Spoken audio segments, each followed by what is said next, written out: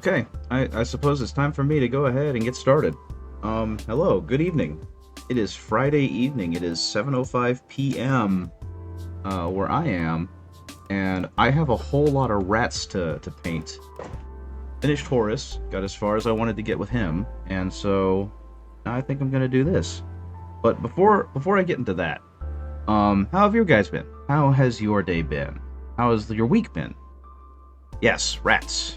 I bought Scaventide, and I decided that I didn't want to have to paint all 40 clan rats. So what I'm going to do instead is speed paint them using Army Painter speed paints that I won in a painting competition. But before we get started with that, I will say I was really hungry when I got home, and Domino's had a 50% off menu priced pizzas deal. So I bought 2 extra large specialty pizzas and had like 6 slices. So I'm feeling real sluggish right now. At the very least, I kind of earned it because I was all over the place today. I work as tech support for the city I live in, and I'm still relatively new to the job, but they had me running all over the place, finding things and helping install things. So yeah, I'm feeling it. But anyway, let's go ahead and get rid of the starting soon. This is the starting soon image. This is what I was talking about with me trying to paint Horus, or put together Horus, and having a mild panic attack because they did not label the assembly instructions, so I had no clue which finger claw went on which knuckle. And so I was having a wee bit of a panic, and I was being a little melodramatic, and Darkvolt apparently found it very funny, and so he went ahead and sketched that out while I was putting the guy together. So that's that. Let's go ahead and get the main camera on, and now we are good to go. Yeah, their Forge World minis are a trip. But yeah, no, I like the job. I was a school teacher for a while, and then had to stop because of health-related reasons, but now I'm doing this. Before we get into that, let's see, how can I do this the most chaotic way possible? There we go. Rats. Rats, rats, rats, rats, rats, rats, rats. All the rats. There's so many rats. And they're really cool. I like them a lot. They're a lot of fun to paint because the sculptors at Sigmar have just done an absolutely amazing job with these guys. So, hey Darkvolt, how's it going? I was just talking about you. So you can pretty much see, like, even the grunts... Whoops, where'd he go? Even the grunts look really good. Yeah, I was mentioning the amazing image that you made for me, which has become my starting soon image. So that's what greets people without this camera when I start the stream, because I just love that panicked face, because that was exactly how I was feeling. But yes, I haven't put together all of the clan rats. I've only done 20 of them out of the 40 that came with the Scaventide box. And I had a moment today because I was scrolling through eBay, and I saw that someone is selling the Skaven half of Scaventide for $90. And I really kind of want to buy it because I would love to have essentially a 2,000 point Skaven army, because that would fill it out. It would get me the extra Warplock Jezzails, the extra Rat Ogres, and the extra 40 clan rats. So I would have an army of 80 rats, and something about that just feels incredibly appropriate. And of course I would print all the movement trays in the world so that I could make them manageable, but it just seems like this feels like the right thing to do. And it would also justify me just buying character models after that and having fun with it. So, well, the way this is going to work out is I painted... Hey, Affectionate Pest, how's it going? Oh, okay. How do I get rid of this? I don't want you to advertise. I don't need advertising. I don't want to reply to that. We're gonna do them. I don't remember how to... Oh, here we go. No, we're not doing that. We're gonna go ahead and do that. I don't need advertisements. Okay, so this is the Grey Seer that I painted a couple weeks ago, I guess. And I think that I like this scheme. I was gonna go Clan Pestilence, And unfortunately, I'm not going to do all of them like this because this took me a while to do, and it took was way too much effort. And I'm not going to expend this kind of effort on the rank and file. So yeah, I think let's see if I can zoom in more. I think that right before Horus stepped into your home and demanded to be painted. Yeah, exactly. I think I was futzing around with this, and then Horus got here, and I was like, I'm sorry, I've got more important fish to fry. But I got him done, and I got like the engineer smith, I guess, warp smith. I don't remember what they're called. I got him mostly done, but yeah, I'm gonna go back. And so, like I said, I've got these Army Painter speed paints, and I had the first set that I bought as a starter set, which was stupid expensive for my need. It's not actually, it's fine. But I used them, and I kind of hated them. I wasn't very fond of how they covered, but I think a lot of that had to do with me just not using them properly. So I figured since I won these, I might as well give them another shot, and try them with these Skaven, because I, honest to God, do not want to have to hand paint 40 Skaven troops. So I also have, I've shown this off before on stream, but I've got this, I bought this Vortex mixer off of Amazon, and it definitely makes shaking up speed paints really nice, because speed paints tend to clump really badly at the bottom, and you've really got to shake them. And doing this, even though it's got an agitator ball in there, it's not enough. It really is a thing of like, you need to use a Vortex mixer. So instead of, you know, wearing out your shoulder and burning the few calories, the few precious calories that you could be burning while painting, instead I use the Vortex mixer for about 10-20 seconds, and it goes ahead and does a pretty good job. But I don't need that right now. What I need to do, as I drop this on my Skaven, what I need to do is figure out how I'm going to do this with the speed paints. So my plan is normally I prime everything black, and then I do a Zenithal highlight.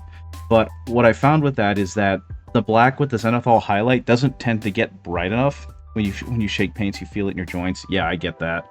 My right hand's been feeling real funky today, and I don't know why.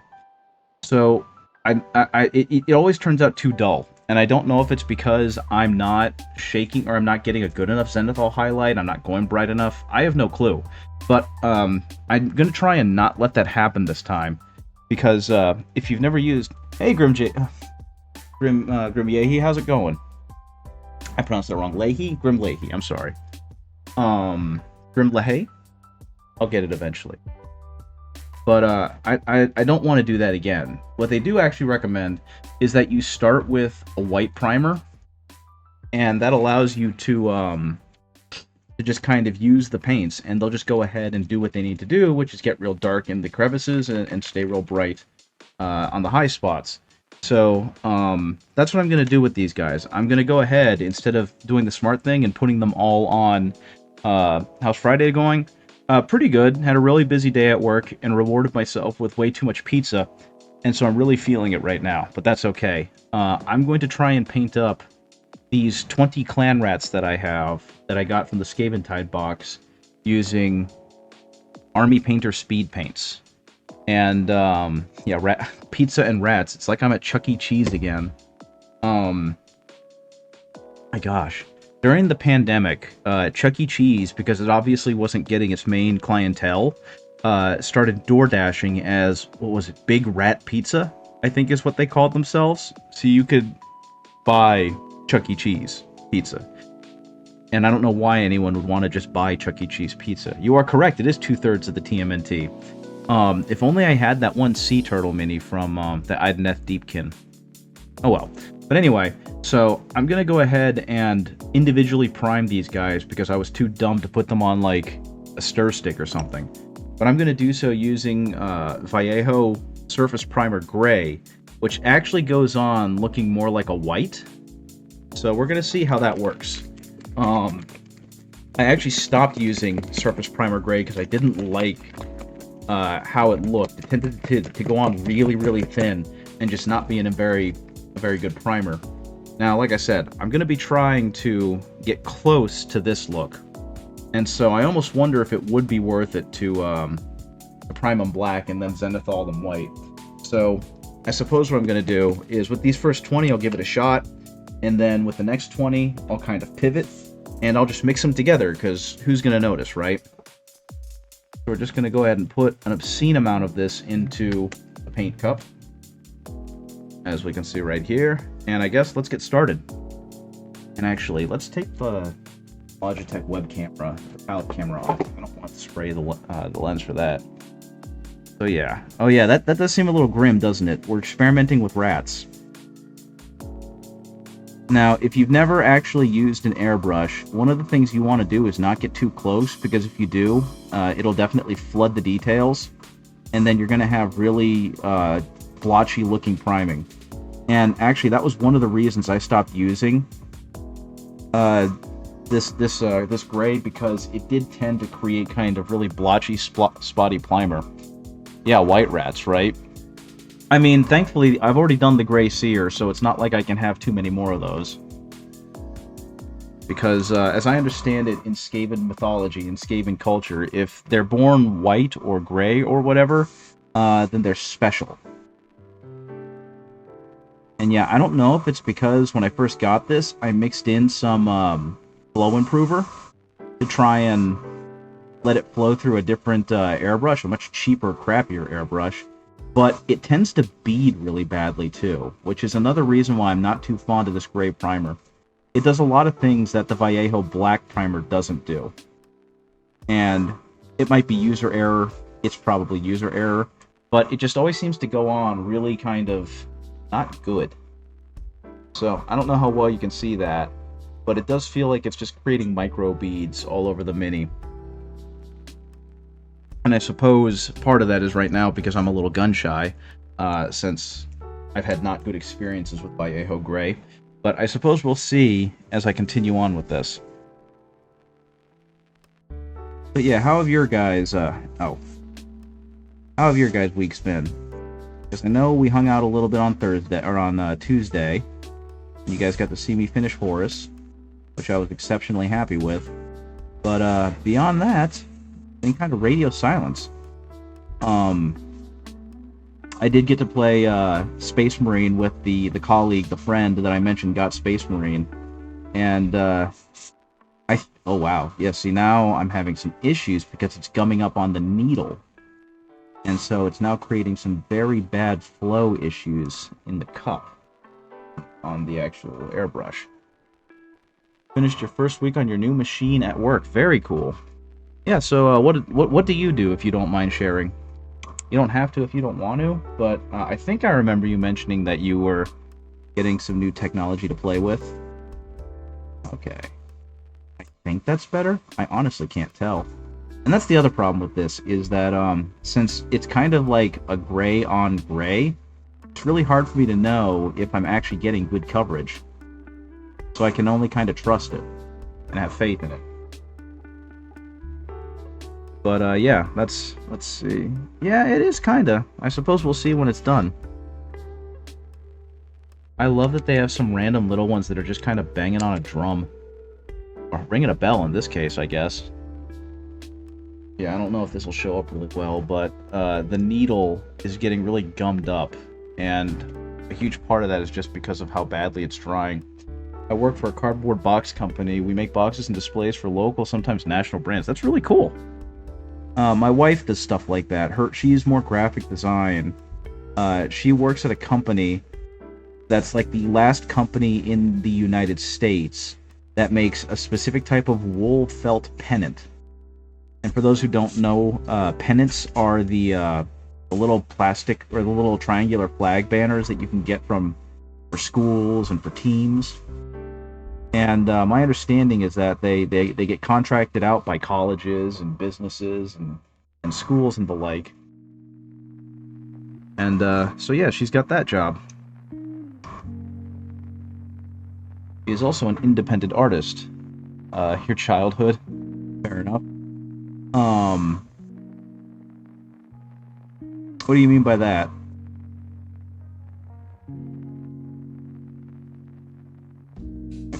Yeah, she's an independent artist. She's actually out of town right now at a convention that I could not go to help her with because I have work this weekend with my second job.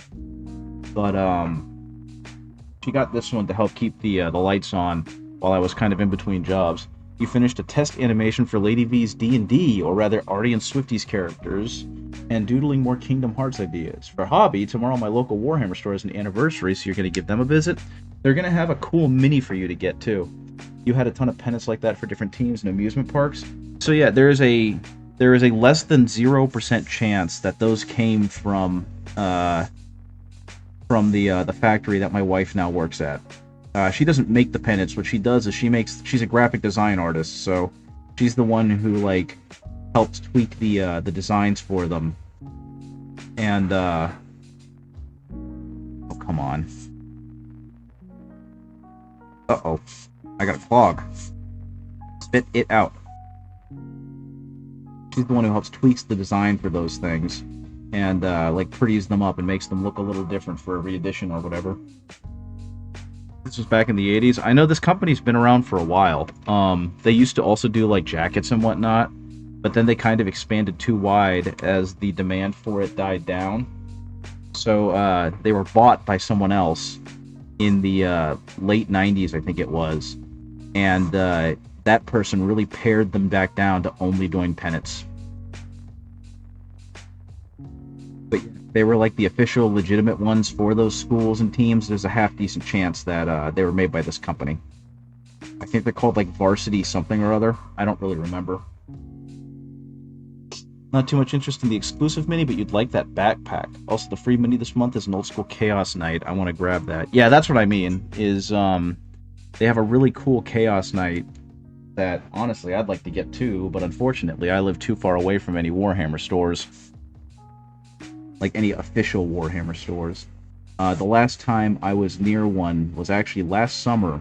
I went to Ohio to visit some friends' friends. Because they've all kind of moved and you know, parted ways over the years. And so every year they usually get together at Gen Con. And they have fun with that. But Gen Con's become just too expensive for them to go to, and they're not really having a good time there anymore. So instead they now get an Airbnb. Hey, Kelly on TV, how's it going? Good to see you. I'm Ben Repaints. I'm a small-time miniature painter who just kind of comes on here and hangs out and paints whatever I happen to have.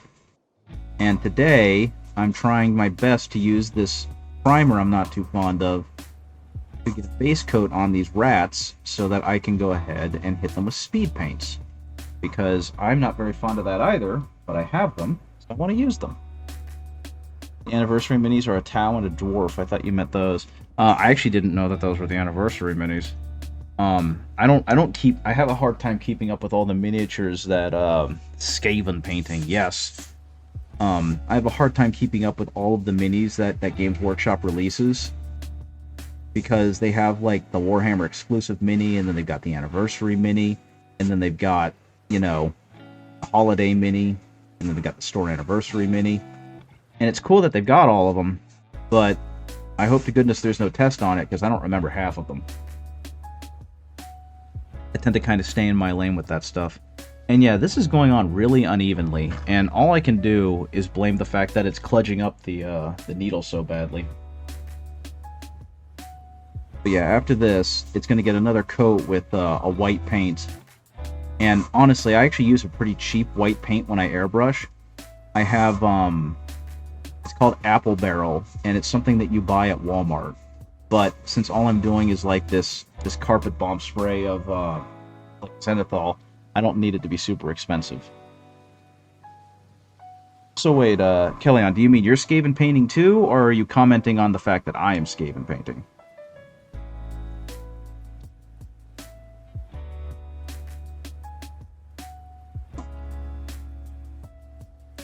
Looking a little better. Now I will say, trying to find a quick and dirty way to create rust effects on these blades is going to be super neat. And I do appreciate that, especially with the foot soldiers, that they're kind of... You've heard Apple Barrel's a pretty good paint, especially for the price. You're commenting you're not painting Skaven? Oh, okay, fair enough. for their size and everything, that these guys are like perfect as D&D grunt monsters. Apple Barrel's okay. I used to use it a lot more before I realized that it's a very thin pigment and not in the good way. I tried using some of the metallic paints that it has for like dry brushing and whatnot, and the pigmentation just isn't there. I get the feeling for regular painting it's pretty okay, but I've become spoiled by, you know, Vallejo and Games Workshop and how densely pigmented their stuff is. But I will say, sounds like house paints I use for cardboard terrain. It's basically that stuff. Like, for example, this is Apple Barrel White, and I think this bottle was maybe $5, which is about the cost of a Pro Acryl paint. So this cost about the same as this, but this looks like garbage. This is awesome. This is honey and nectar of the gods. But it is what I'm going to use to try and Zenithal Prime these Skaven so they have a highlight base, or a highlight to work off of when I do my my speed paints. And like I said, I don't use speed paints very often. We're going to see how good or bad they look.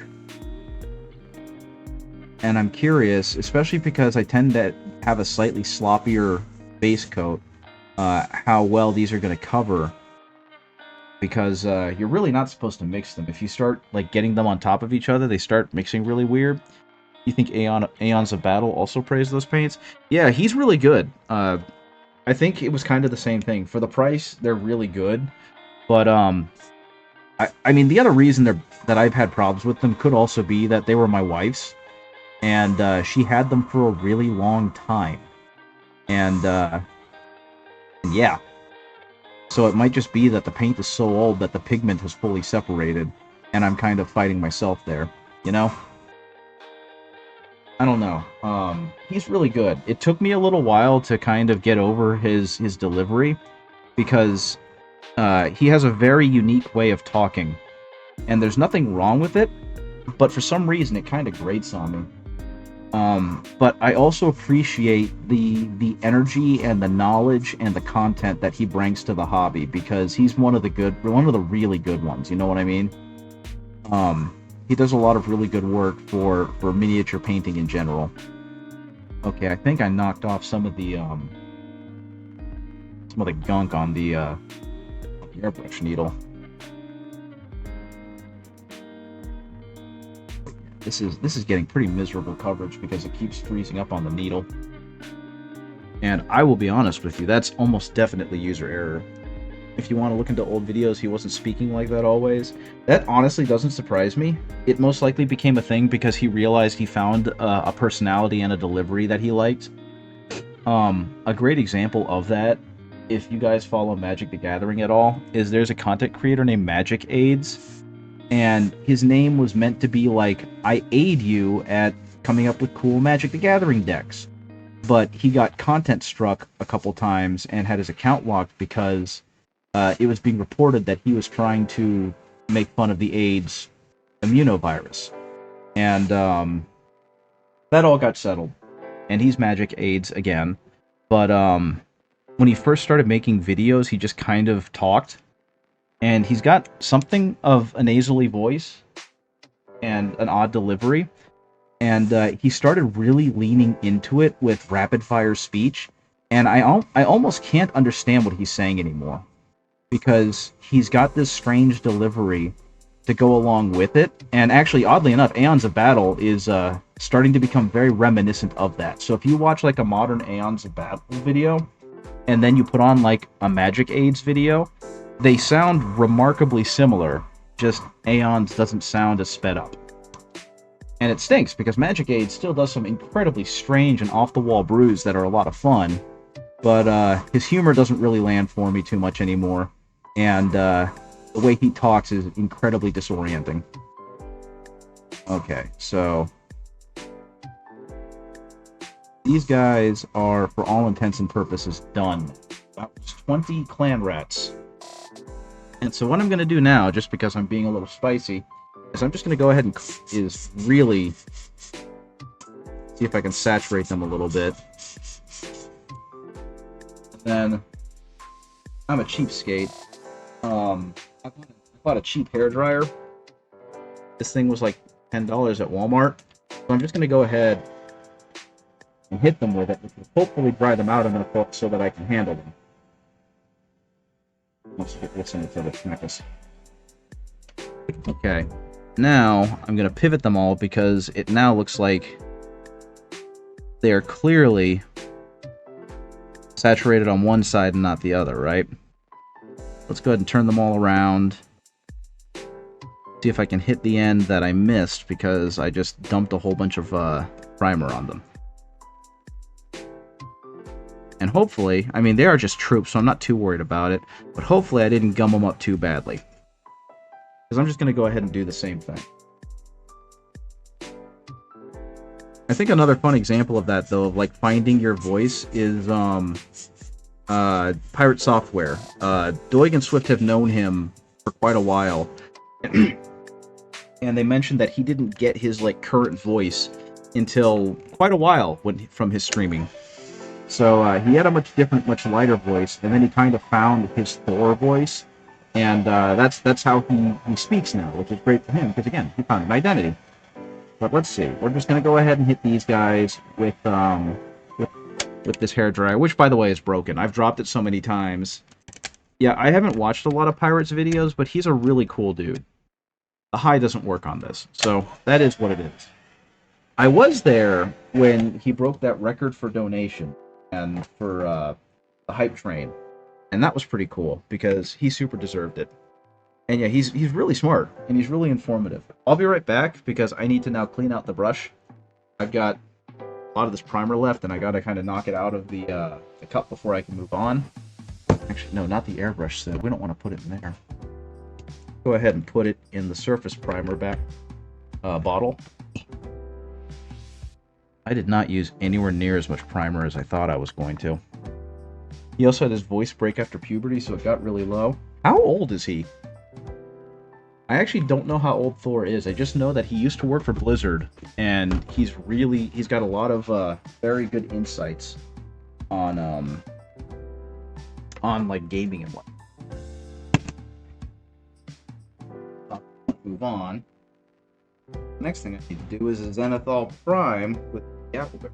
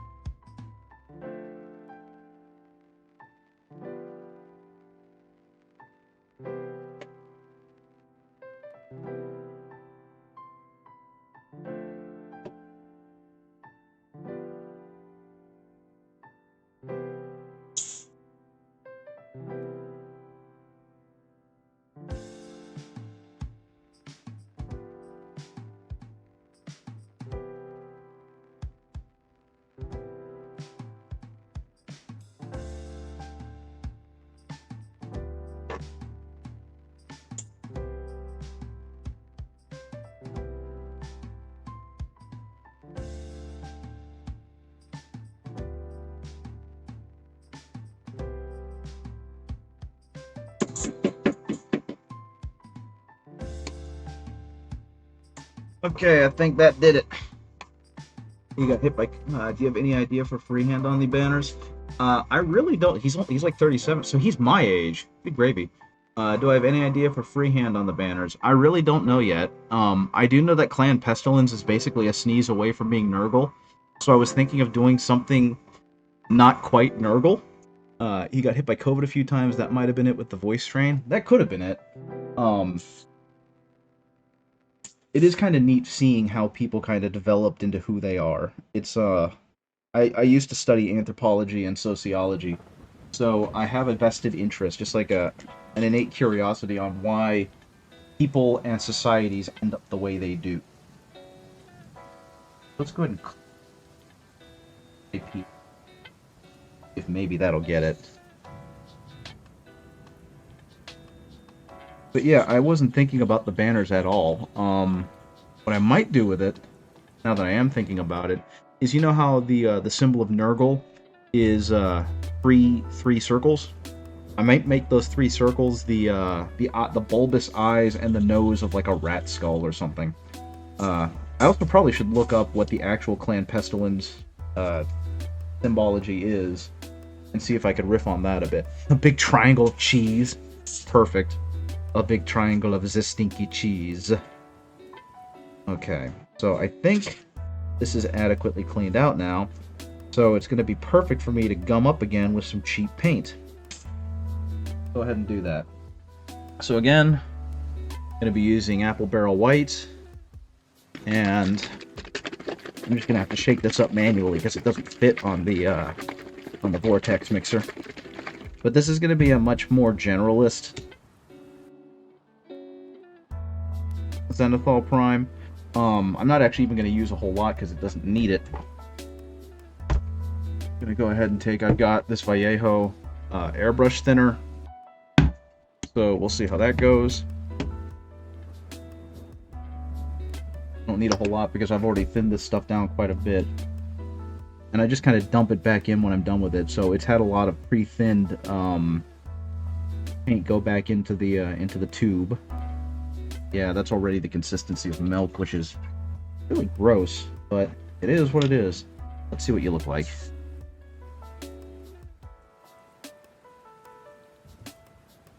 That looks like it'll be okay. And you see, like, we've got the gray next to the white. The white is, or the gray is almost brighter than the white. So, it's definitely going to do its thing. And again, going to be real lazy with this one. Go ahead and spray over all yous.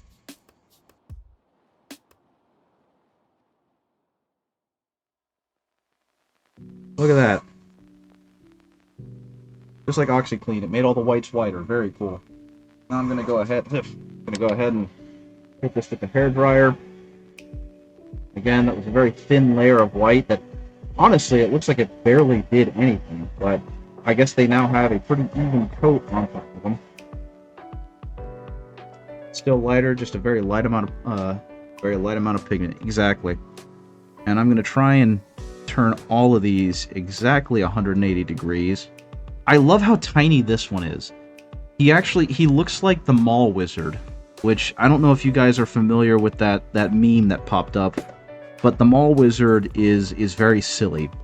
And I was not expecting to see that when I opened TikTok again, because I honestly don't go on TikTok a whole lot. And so just kind of on a whim being like, I wonder what's on TikTok. And then seeing that weirdo running around, it was like, okay, the kids are going to be alright. They're going to keep making weird stuff and hopefully not harm anyone. And it'll be great. And I think what made it even better is a couple nights ago... Crawley. I guess this one will be in green robes. Oh yeah, definitely. The other part that made it great is I actually found an STL for the Mall Wizard. So there's a very high chance that I'm going to go ahead and paint him. Because I've been trying to find not Games Workshop related paints to do. And the Mall Wizard looks very fun. Okay, I think that was good enough. So we're going to go ahead and hit these guys again. And then will be time for me to really show that I don't know what I'm doing with speed paints. So I guess we're going to learn about this together, guys. Actually, let's see. Oh yeah, there's a marked difference in how bright they are. Very good. Okay, so that's gonna show up fine. Put that back. Gonna jump this back into the white apple barrel. Oh dear, I've made a mistake. I don't know if you guys have seen what the actual cap looks like. It's kind of disgusting. It's very caked over with just paint that I've been too lazy to clean off it. Okay, we're gonna go ahead and take that off. Put this back in here. Normally, I'm pretty fastidious about keeping my paints clean, but once again, apple barrel, so I just haven't really cared. And yes, we will be learning, acquiring knowledge. First, once again, I need to clean up my airbrush so it does not get gummed up. So once again, I will be right back.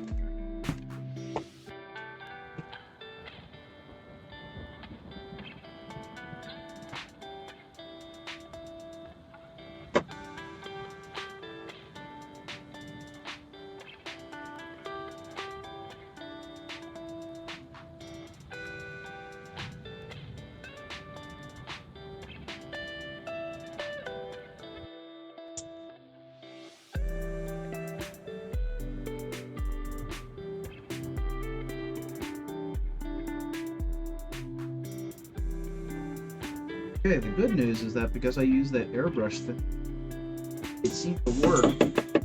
And it prevented a lot of that white getting gummed up inside the airbrush. What fortunate things I found with the Badger, and it might not be the Badger, it might just be that I'm streaming ungodly hours at your time. I'm really sorry. I live on the east coast of the United States, so unfortunately that just means that this is when I have time to stream. Is in the evening. Otherwise, I'm at work trying to help people with their computers and stuff. I guess the good news is that you can always watch the VODs, and if you have any requests for like techniques or anything that you want to see, just ask in the Discord, and I'll do my best to incorporate it somehow. I've got quite a few, the word I'm looking for, unpainted models that I can use. Okay, so let's see what we got here. I'm gonna bring the palette out. Actually, no, this goes over here. We're on American hours right now. One can get used to it. What do you mean by that? I know that I flew to Seattle a couple years ago with my wife to go to a convention that she was tabling at. A big convention tabling at. And that was only, I think, 3 hours back. I mean, I have jet lag and don't travel. Fair enough. Yeah, that happened to me. We went to Seattle, Washington, which is on the other side of the country. I started with NMM a few weeks ago, and I'm decent at gold, but I'm horrible with steel colors, like faking lead belcher. Yeah, those are tough, and a big reason why they're tough is because you've really got to add other colors to it, like blues or greens, depending on what steel you're actually going for. I'm trying to remember. I could have sworn I had an example of that somewhere. Because pretty much everything I do now is non-metallic metal, just because I learned how to do it, and I want to get gooder at it. Tech Priest a good example? No, I used actual metals on him. Azrael's a power sword. Power sword. A lot of power swords. None of these are super helpful. Maybe. And all my Skaven, unfortunately, are really, like, decrepit. Actually, this isn't a bad one. Of course, another East Coaster here. Oh, very cool. Let's see.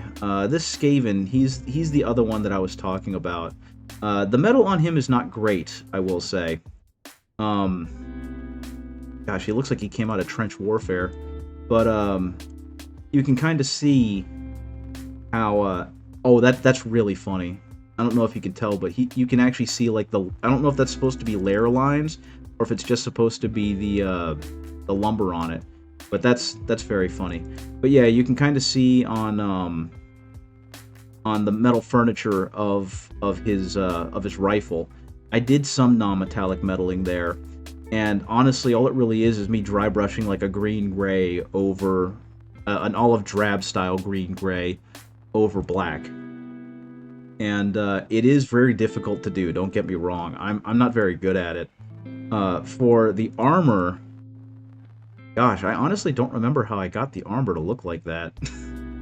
I think it was the same thing. I started with a black, and then I used Vallejo Heavy Gray, which looks more like Death Guard green but dull, if that makes sense. This is Vallejo Heavy Gray, and you see what I mean, how it almost looks like Death Guard green. But I use that, and I mix it in with the black, and then I mix in increasing amounts of, like, the heavy gray and a little bit of white, and that's what kind of gets me these colors. And then to get the orange, I just really water down the one orange I have, which is, Vallejo Model Color Bright Orange, and kind of took a lot of it off the brush, so it's not actively, puddling and pooling. And then I use that and spread it thinly over the model, and that's kind of how I got that rusted effect. But yeah, non-metallic metal is like the bane of my existence. It's something I want to get really good at, but it is so darn difficult because every eye knows what metal looks like, and when you do it wrong, you really notice you've done it wrong. You know? Let's see, what else do I got? Yeah, I think it's other pictures of the Grey Seer. Do I have some ones of before? I guess not.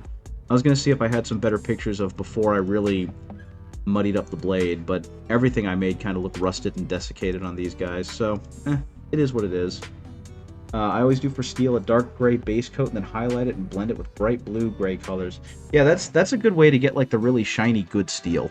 So whereas I'm trying to get the desecrated crappy steel, the rusted stuff, you're getting the really good shiny stuff.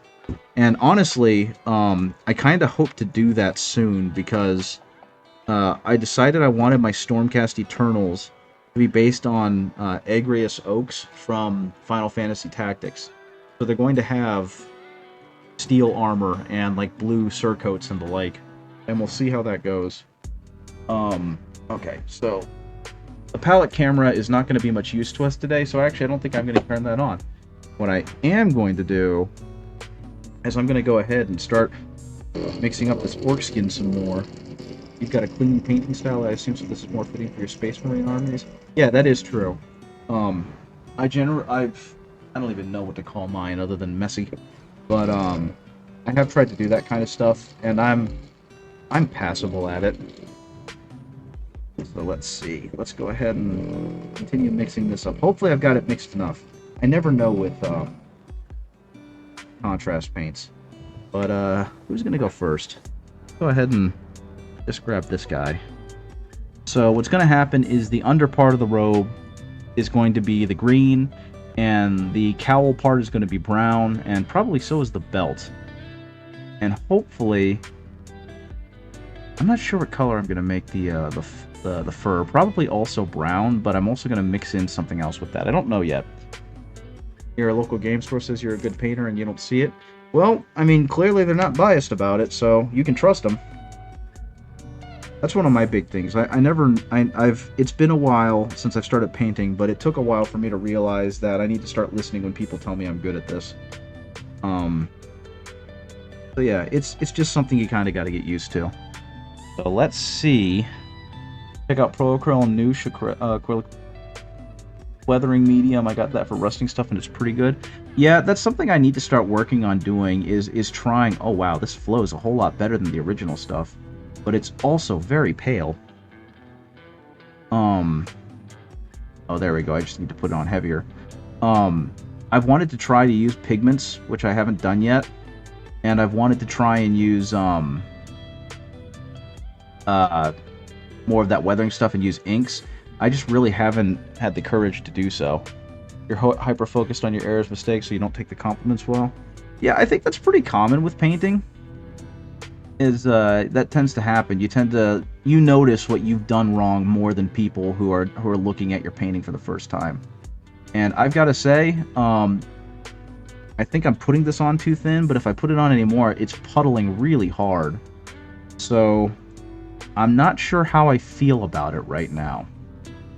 And honestly, I'm beginning to think it would have been better for me to go with that brown, because it's definitely creating shadows and concentrations, but nowhere near to the level that I would have hoped it would have.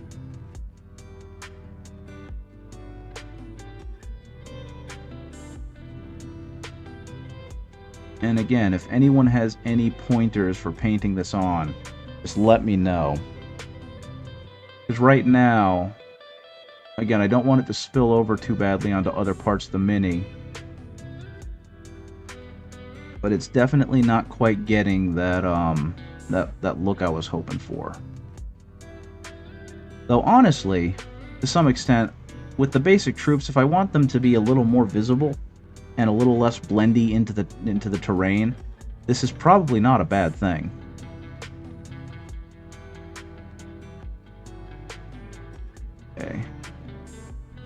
Contrast became my favorite colors to work with. For one, it's for one of my it's for one of my armies a must-have. Yes, rats, rats, rats. Hey, Mommy Dova, how's it going? I'm using contrast paints on these rats, and I'm trying to fight the urge to be super immediately judgmental and say I don't like it. Because right now, I'm being completely honest, I ain't feeling it too much, but I'm going to go ahead and trust the ugly phase and continue working on these guys. And seeing if maybe it's just that I'm applying it incorrectly.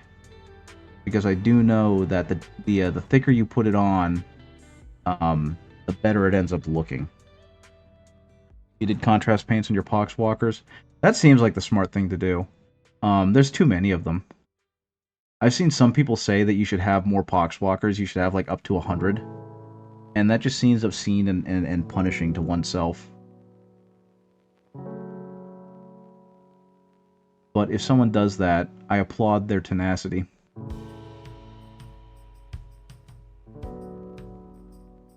That can go in there. It'll go like that. And that's going to be enough for that guy. I guess one rat is done. Don't do too thick, and it's also very important with the base coat you have below the contrast paint. Yeah, that's something that I've heard a lot too. Is it's really important to have a good like the right color base coat under the contrast paint, because that'll really help dictate what the contrast paint looks like. And like I said, the first time I used contrast paints, I used I did like a black base coat, and then I tried to just prime up with like gray and then white, and everything just came through so dark and not very good looking. Nothing looked smooth. It just looked like it was mildly shaded. So it kind of put me off of contrast paints. And what I realized though was I was just not putting a light enough coat underneath for the contrast paint to really play with. So this is kind of my attempt to see if I can rectify that. You have 30 made, can only run 3 20-man squads of 10th. Yep, that is true. That actually would be legitimately funny if someone ran 60 Poxwalkers. Just because someone on r/Deathguard asked, I think it was r/Deathguard, like, what is the largest Deathguard army you could possibly field at 2,000 points? And someone suggested nothing but Poxwalkers and Plague Marines. And I think cultists?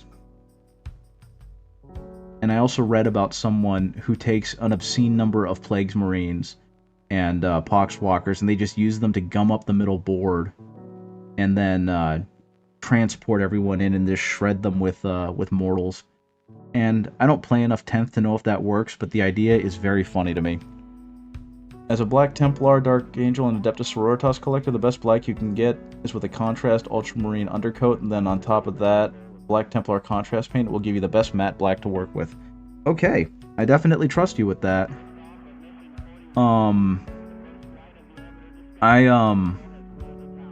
Yeah. I'm still learning how to properly use the color black in my painting, because flat black always just kind of looks exactly that for me.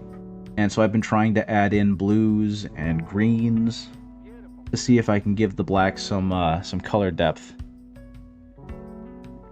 But given how many different armies you've painted with it, I'm pretty sure you know a lot more about it than I do. Okay, let's see. And yeah, the coloring on this is definitely coming across a lot less dirty and ragged than on my character models. And again, I suppose that's fine because it's really going to make them stand out, but it's definitely making them a lot brighter than I would have normally painted them. What I might do with this is I might gunge it down with a wash and see if that kind of gives it more of a grim, dark look, so it matches the hero models. Otherwise, they're just going to look a little funky. Basically my everyday bread. Fair enough. Idea is hilarious. I might run 60 Poxwalkers one day. Godspeed for you, and good luck. I wonder how an opponent would respond to just 60 Poxwalkers clogging the field. And then just, I don't know, 5 rhinos full of Plague Marines or something. No, 3 rhinos full of Plague Marines. You can't have more than 3 units. Just 30 Plague Marines.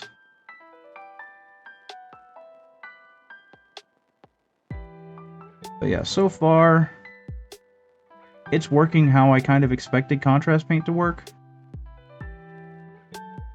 I don't know if it's really clearly showing off that depth given the model. Surely this is the same guy with 120 racks. Yeah, exactly. Did you see the one in 9th edition where, was it Mordian Glory, who ran like 200 plus guardsmen? And what he found out was, while it didn't win him every game, the sheer volume of minis really fit in with the guardsman battle strategy, which is they can't kill all of us. And he actually did manage to win some games at a tournament, and that's very funny to me. Though I couldn't imagine having the patience to paint like 200 plus guardsmen. That seems like such an exercise in patience.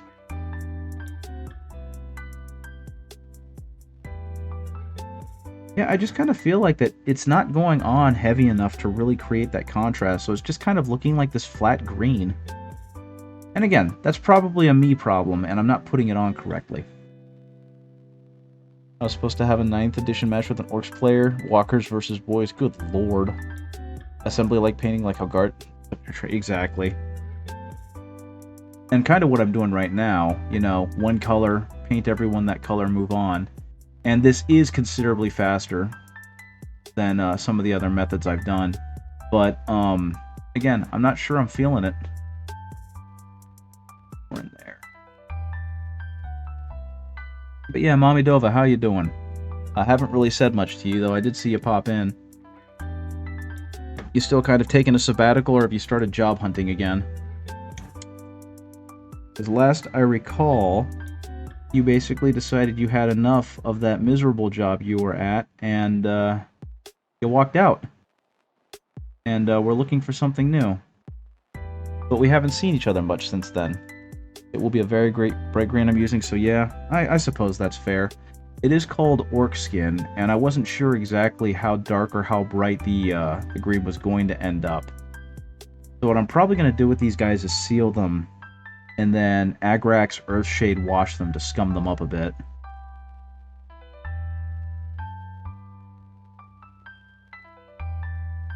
Either that, I kind of wonder, what would happen if I mixed in the brown with this stuff? Do you think that would make it look gungier? Again, I'm in like full-on experimentation mode because I've never used these paints before.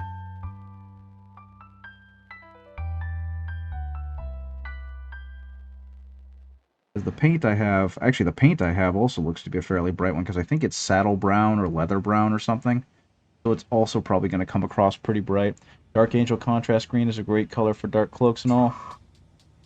Considering how bright that green is, I might want to throw a gray over the metals before hitting them with an overall brown.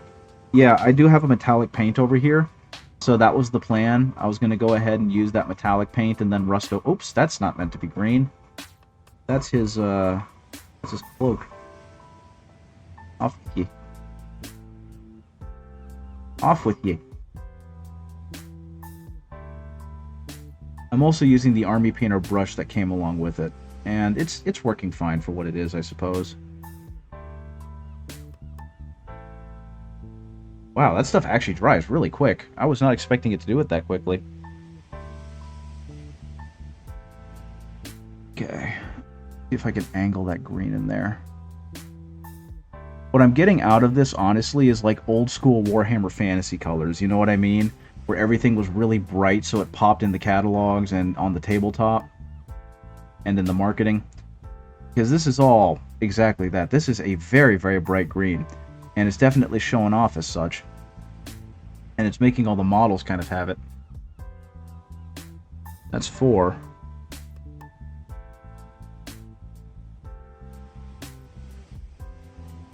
But yeah, one of the colors that came with this, I believe it's back here, is Broadsword Silver. So I'm assuming that's a speed paint metallic, which feels weird to me. I guess it is supposed to run better, but a metallic is a metallic. I don't see how that would work as a contrast paint. But I suppose the formula will show me.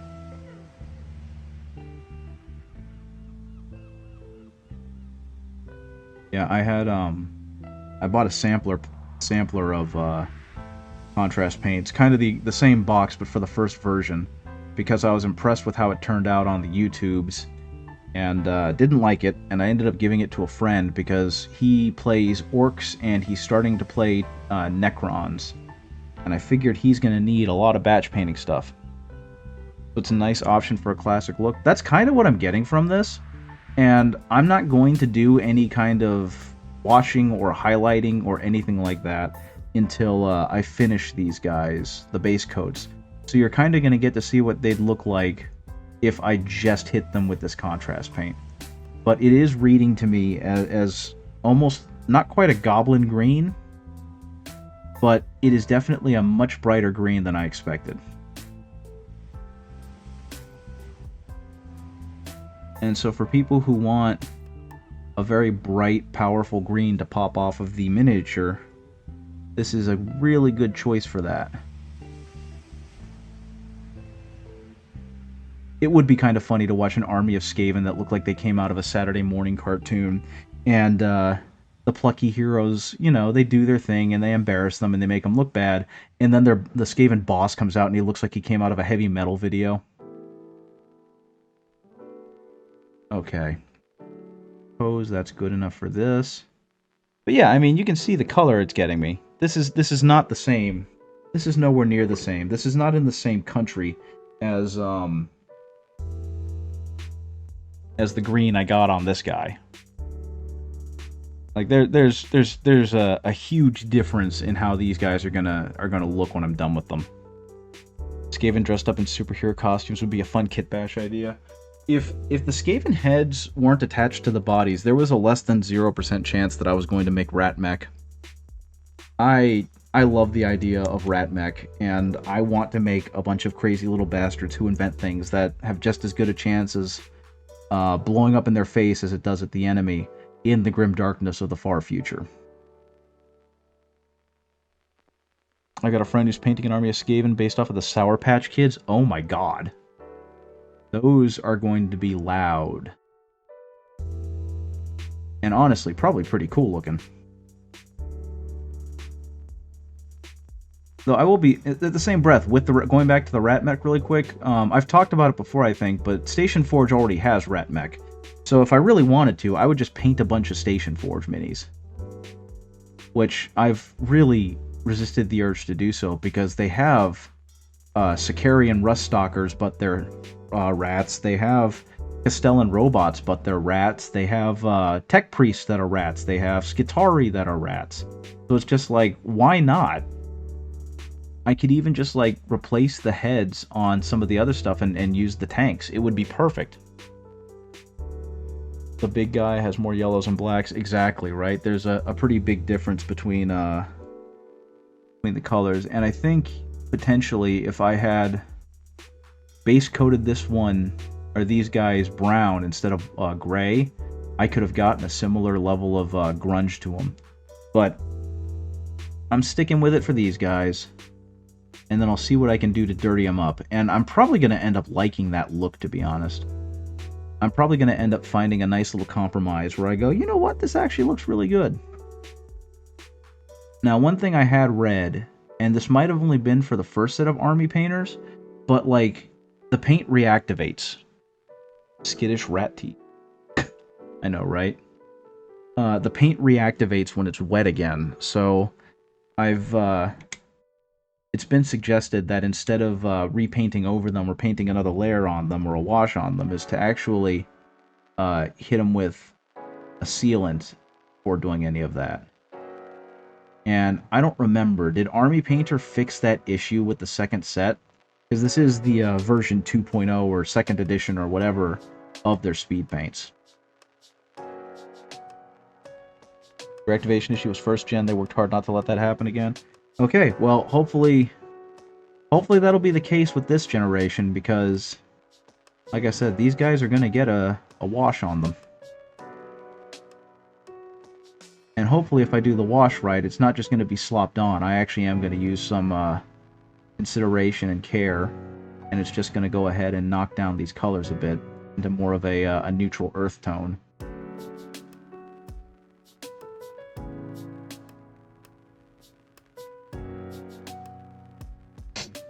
Also, Mommy Dova, I have no clue if you ever answered the questions I asked about how you've been, because again, it's been a while. Or at least it feels like it's been a while.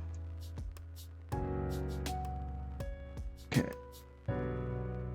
Oh yeah, I was saying earlier, I got to play Space Marine 2 with the buddy that I mentioned on Tuesday. Finally got Space Marine 2, and they were struggling with it a little bit because Space Marine 2's combat is definitely a little harder to kind of jump into than the first Space Marines.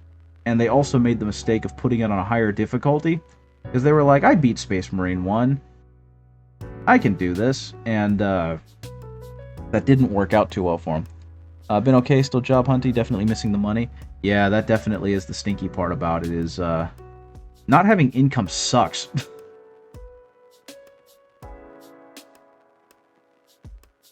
Okay. There we go. Hopefully, you'll be able to find a job soon enough. And then you'll be able to start making money again, and then you can go back to collecting your warhams. Wait a minute. Aw, nuts. That's okay, I'll just back over it. This was definitely not meant to be green. That's just supposed to be brown. That's okay. It'll be fine. Selling off some of your pile of your shame at the minute. Oh no. What are you getting rid of? 2, 4, 6, 7, 8, 9, 10. My friend and I are at the point in Space Marine 2 where we did a level 1 run on the hardest difficulty. It wasn't much of a deal. It's a lot of trial and error, but once you get the hang of it, you can easily manage the hardest difficulty alone. Yeah, once you kind of get used to the combat system, it definitely evens out and the game becomes less difficult. But if you're, like, not a regular video gamer, then it does start becoming and it is and you don't get a whole lot of time to play it. It is definitely an issue. He's a father of 2, and he works as a school teacher, so playing Space Marine is not super high on his list of things that he does. Getting rid of a Gladiator, a Shield Captain, 2 sets of Ravenwing Command. You have a Gladiator tank. Have you put together the Gladiator tank? Because if the answer is no, I might have to purchase that off of you. Because I'm looking at getting some Gladiators. I want to kind of rebuild my Imperial Fist army so it's a little bit more more streamlined and standard. It's all new and bucks for us youngsters in comparison to a father too. We wish for a higher difficulty. Yeah. I do know that they made some things easier. Well, actually, Mommy Dova, go ahead and sell it to the highest bidder, because I don't have any money right now for that, and the money I do have is going towards other things. I don't need to add a Gladiator tank to my pile of shame right now. Yeah, I got excited for a second, then I kind of pulled it back, because I don't have the money for that. And once again, I think this part was not supposed to be painted over. I keep painting the shoulder cloak when I don't mean to. It's just going to add to the discoloration in a good way. Yeah, he was one of those that used to play video games a lot when he was younger, but adulthood hit him, and parenting and all that stuff, so his video game time has decreased tremendously. And so I get it. Like, I have no idea how much he's played since Wednesday, but in the meantime, I beat 2 stages in the campaign. And so, I have a little more free time than him since I am not a parent. Yet. I've been talking with some people via online markets, and shipping is expensive. Yeah, it is. Hopefully and ideally, those people will pay for shipping. But unfortunately, after a minute, it kind of stops being worth their time and money, because then they can just get it on eBay from some mass shipper or whatever.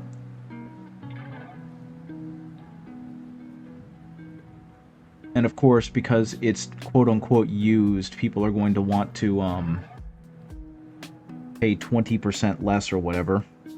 So you're already operating at a loss, and unless you can make it so that the shipping kind of takes into account, or as part of that 20% total, they're not going to want to spend that money. I think this is clothing? I can't tell. Okay, yeah, that's clothing. Okay. I wish I had the money for it, because I definitely would love to get a Gladiator tank, but no monies. My Imperial Fists need more heavy support that isn't as all-in-one as a a Repulsor Executioner.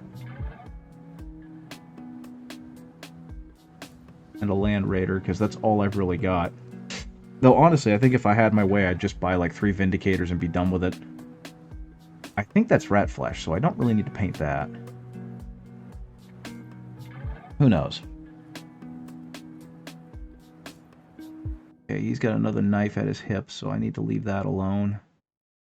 I wonder how the how does the speed paint metallics look? Are those worth my time, or should I just go with an actual metallic? Because I mentioned it before, but I'm not going very hard on with these guys. They are just straight up going to be speed painted. Like, they might get a dry brush, they are going to get a wash, but that's about as far as I'm going to go. So would it be worth my time to use regular metallics, or should I just stick with the speed paint metallic that they gave me? Something I did think was kind of cool was reading about how you can like fake a good gold by using, I don't remember if it was a green, or not a green, a gold, or no, darn, a yellow undercoat or a brown undercoat, and then putting the steel on top of it. Speed paint one as a test. Yep, that's absolutely fair. I could definitely do that. I have the power, I have the resources. Okay, so that's 10 of them. They are very green. Try them out. If they don't look like you want, you can paint regular acrylics over. That is fair. Like you said, they've gotten a better seal on them, so they're not going to run. I love how expressive these guys are.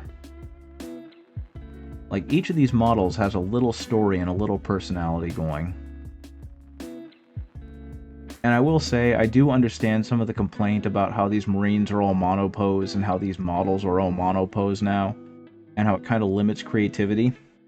But I'll be honest with you, the old clan rats were all like pooping and holding swords out like old action figures. That's kind of it. Or they were menacing you by holding like a double-handed weapon towards you. And I understand there's slightly more customizability in that, but is it really worth it? Because, I mean, this is a really great stance for a feral animal. You know what I mean? And this stance wouldn't have come about if they hadn't taken some risks with their sculpts. But of course, that's just my opinion. You love your Gut Rippas, they're all pretty similar, but they're all different too. Yeah, I think Games Workshop has gotten pretty good at straddling that line as they've gotten more confident with their 3D sculpting. I will say, I was super close to buying a set of Scouts a couple days ago, because I kind of want to get... well, actually, I kind of wanted to get back into Kill Team with, like, a really well-painted Kill Team. And, I don't know, Scouts kind of spoke to me. But that was before, 1, I knew the Intercession Kill Team could be so versatile, and 2, before I heard how miserable it is to try and get the Kill Team right now. So unfortunately, my interest in that has waned tremendously. Because it seems like buying all of the Kill Team stuff has just become prohibitively expensive. Yeah, no, for me, I like their sculpts, but I'm sad every time I see a leg molded to half an arm on a single piece. Yeah, that's bloody annoying. I hate that they do that. I wish they would kind of find some degree of happy medium where that didn't happen, except for, like, the push-fit minis for starters. You know what I mean? Because, like, the basic Intercessors, I think, are a great halfway point, because I'm pretty sure most, if not all, of their arms are interchangeable, and their legs and torso are the things that are kind of stuck in pose. You love converting and kit bashing, and the monopole scopes get in the way of that. That is true. At some point, Games Workshop did have a much better balance between a dynamic pose and a customizable pose. And unfortunately, they've leaned hard into, these are little miniature statues. They have one pose and one pose only, the end. And, yeah, that's not cool. Though I guess they are a miniature company and a gaming company second. But anyone who says that is pretty much lying to themselves at this point. I saw a few days ago Kit bash the Sword Brethren to unique poses, and I enjoyed that so much, and I'm so happy with them. I'm kind of sad it's over. Yeah, that's true. I can imagine they could do multi-part kits by giving us a number of bellies with some twists. Yeah, one of the things I really liked in some of the older models is when they would have the legs with the torso, and the torso was like a little ball, and then the belly, or like the stomach part had, you know, a round gap in the middle, so you could kind of choose how you wanted their stomach to sit on their hips.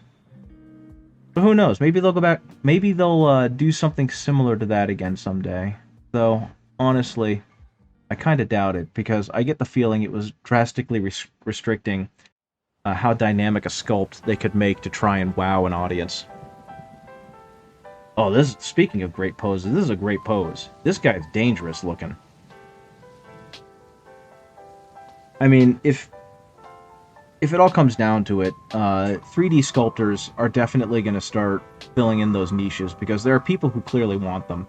And the 3D printing market, although it's not poised to take over Games Workshop at any time in the near future, it is becoming bigger and, you know, more pervasive by the day. So if Games Workshop can't supply modelers and painters with what they're looking for, then someone in the 3D market will. And I mean, they already have a lot of that stuff, and it already looks pretty darn good. So hopefully, they'll just continue to make other good stuff. Imagine Games Workshop getting an online posing service like Hero Forge. Good lord, yeah, that'd be amazing. I'd cry. I really wonder what they're going to do once something like 3D printing becomes safe enough and quick enough and easy enough that it does kind of kill their business model. I don't remember if it was Louis Sugden, but a former Games Workshop employee who is now a content creator is working with a company to do, she did some of the box art for some of their models, and she got to see how their resin combination and 3D sculpts looked. And they were so incredibly posable, and so, or not posable, they were so incredibly flexible, that's the word I'm looking for, and durable. It kind of blew my mind. And I'm pretty sure that resin would cost the standard individual an arm and a leg, but for what they were doing, it was basically like GW plastic. They had like little staves, and you could like take it and just bend it back and make it touch the, I think it was Rogue Hobbies, yeah.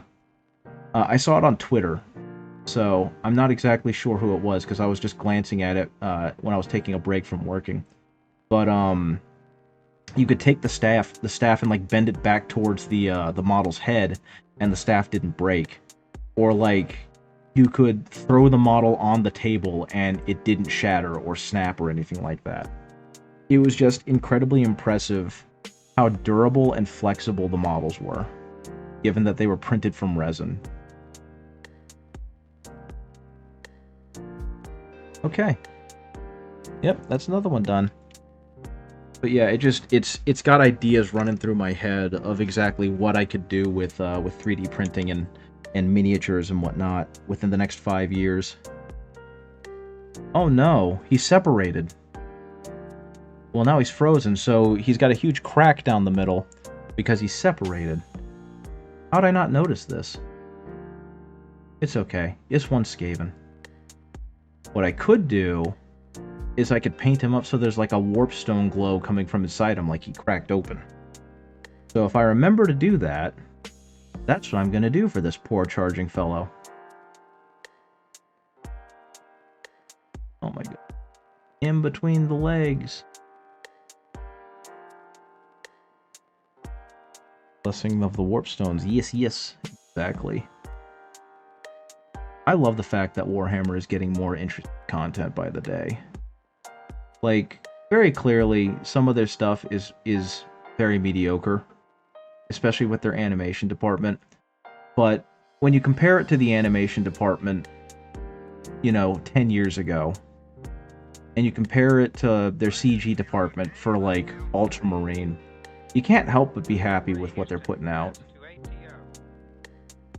And I think that's kind of the worst part, is that people lose that perspective that up until very recently, Games Workshop's attempts at doing alternate entertainment and alternate fiction for their for their world was really not good. I will study 3D animation and modeling in January for 2 years. Wow. Congratulations. I did some fumbling around with Blender not too long ago, and that's kind of how I made my avatar. I think I mentioned that, but he was of limited use because I never learned how to rig him. Because my original plan was that I was going to do a 3D environmental space like what Doig Swift had, and kind of be able to run around on that, and have things for my audience to mess around with. Like, one thing I wanted to do was have a raid mechanic where a bunch of dropships would come in, and I'm not sure what kind of small animal it would be, but have a bunch of them, like, storming towards the tadpole that my frogman was supposed to be on. And I sculpted a crummy little bolter that I'm still very proud of, that he would grab and be able to shoot, like, Nerf darts at them or something. You don't mind it being mediocre? It's been pretty bad for the longest time. There's just not enough quantity for the statistics to fill in good and bad shows. Yeah, that is true. You also use Blender, but not as much because the big companies use Maya and other software. Yeah, that makes sense. I don't know if you guys have seen it, but they have a 3-part show that just kind of ended called The Tithes. And I haven't watched the first episode all the way through yet. I've seen bits and bobs of it, and I thought it was fine. It talked more about the salamander from Pariah Nexus and followed him for a little longer. And that was okay. But the second one was about a Sister of Silence and a Custodes who were on a planet trying to save precious cargo, a harvest as they called it, which was a bunch of psychers, to get them off the planet during a Tyranid invasion. And then the Custodes had to deliver a message to the chapter master, I believe the captain, so she could tell him that he needed to get off the planet, and they were going to basically exterminatus it so they could kind of control the Tyranid invasion. And it was really good. Yeah, it's only a 3-parter. The third part was a bunch of human soldiers, and I haven't watched it yet. I've heard it's really grimdark and really, I don't want to say sad, but definitely has a downer ending. But it was supposedly really good. And they're doing a new series called Kill Horus, I think. Or Slay Horus or something. And I'm assuming it's going to be a Horus Heresy animation. And I'm kind of like, oh my god. I also never watched the one that was about the Chaos Knights. I had Warhammer Plus for the first year, and then I realized there was nothing on it, and I was also starting to run a little thin on money, so I didn't bother renewing my subscription. But I'm honestly getting to a point where I'd rather just go ahead and pay the money so I don't have to keep pirating the videos. Because I feel like I give them enough money as is, but it's like, why not just have it? You know? I want to get news on Dorn. Dorn is doing his own thing, and he wants you to give him a hand. There you go. There's what you need to know about Dorn. Hehehe. Okay, so that's all good. Diego Luna, who is a really cool animator, is actually working on an animation of a bunch of space wolves, I think. And it's going to be based off of like that famous Clone Wars scene with the clone troopers from the Gendy Tartakovsky bit. And Volrak mentions something about suggesting he do Imperial Fists instead. And Diego Luna responded by saying, "Don't worry, I've got an animation for Dorn up next," and it was a Bob the Builder bit. And of course, Chapter Master Volrak gave him some crap about it. So he was like, new animation preview next, and it was It from, well, not It, Thing? Is it called? The disembodied hand from the Addams Family scrambling around. And that made me laugh. I want new news because news means there's a cool new figure one day. Well, yeah, I'd love that too. I would love to see a returned Primarch Dorn, but I think he's pretty far down the list. I'm pretty sure they want to get the non-compliant chapters ones out first, because those are the quote-unquote cool ones, you know what I mean? The Codex compliant Space Marines got Gilliman, which isn't fair, but that's another story. And so now they're probably going to do the Lion next. That's the one I keep hearing. And that's the one that honestly does make the most sense in terms of giving a new faction a new Primarch. At some point, they got to do a Horus Heresy, an Age of Darkness Dorn as well, too, though. So that's something we can look forward to. I'm assuming by you saying that you like the Imperial Fists. I do too. I play the Fists. I actually have 2 3D prints of Dorn sitting in my display case upstairs. So at some point, I plan on getting the real thing. You still got an unpainted lion laying around. So curious how Russ is going to come back. They'll find a way, because he's in the Webway right now searching for the Tree of Life, isn't he? So they'll find a way to finagle him back out of the Webway, or the Warp, or wherever he is. I honestly don't remember.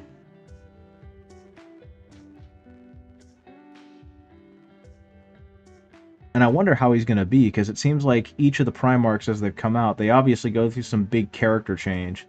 So, like, the Lion has come out more repentant and morose because of his part in the heresy, and his failure to stop his father from being murder, death, killed.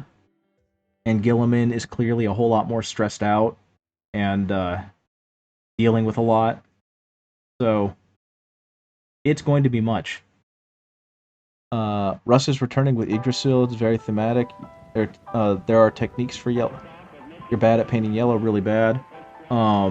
Yeah, there are definitely techniques for yellow. My favorite one is Wraithbone and then Averland Sunset, because I'm lazy. You collect Templars, but you're also interested in the Fists? Yes. Like I said, the Fists are my main army, and it's taken me a couple years, but I finally found a scheme for them I like. It's unfortunate that my army is already painted. I've talked before on this stream about potentially trying to sell my original Imperial Fists so I can get enough money to kind of buy a pared down, streamlined version of the Fists that I would like to have more. Okay. I think under here is where his robes go. But yeah, that is kind of the thing, is that yellow is one of those, it's kind of like non-metallic metal in that there's a technique, there's a method to the madness of yellow. And once you get it, you kind of get it. One thing you can do, prime Wraithbone, then Zenithal with pink, and then Zenithal again with Wraithbone, and then paint over that with the yellow, and that'll give you a nice warm undercoat. I've done that before, and it tends to look really good. For a while, I was doing like black, then brown, then pale sand, which is basically Wraithbone, and that creates a very grimdark yellow to go with. But it just made everything look kind of muddy. And when I was painting it, I was like, okay, this is cool. This is what I want, because I was definitely trying to go for more of a grimdark look. But then I found Philon Miniatures and the incredible high contrast he was able to achieve on some Death Guard minis. And I was like, I want all my armies to have that brightness to them. I want all my armies to be that eye-catching. So I repainted my Torgaradon, and I really liked that repaint. And I kind of want to go back through and redo my Imperial Fists army now. But I don't want to strip them. And I kind of want to go back and rebuild the kits, because I don't like how I built my kits either. Which is why I kind of want to sell mine. But there were no takers, so I'm just going to go ahead and keep my current army, and I'll figure out what to do with it from there. I have the same issue with 80% of my current Black Templar army. It's kind of painted because it was your experiment phase, but now I'm happy. Those techniques on my new Dark Angel army and hope for a better painted army. Don't worry about the typing issues, buddy. I'm pretty flattered that you are like watching this while you're also, kicking back and playing a video game. I appreciate your input. You've done a white prime with a watered down coat of purple ink and then dry brush right over before contrast Imperial Fist. That is also a really good look.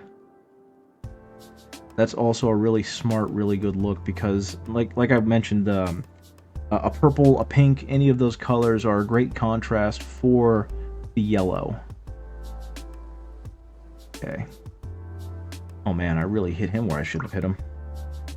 That's okay, it'll just be some discoloration on him.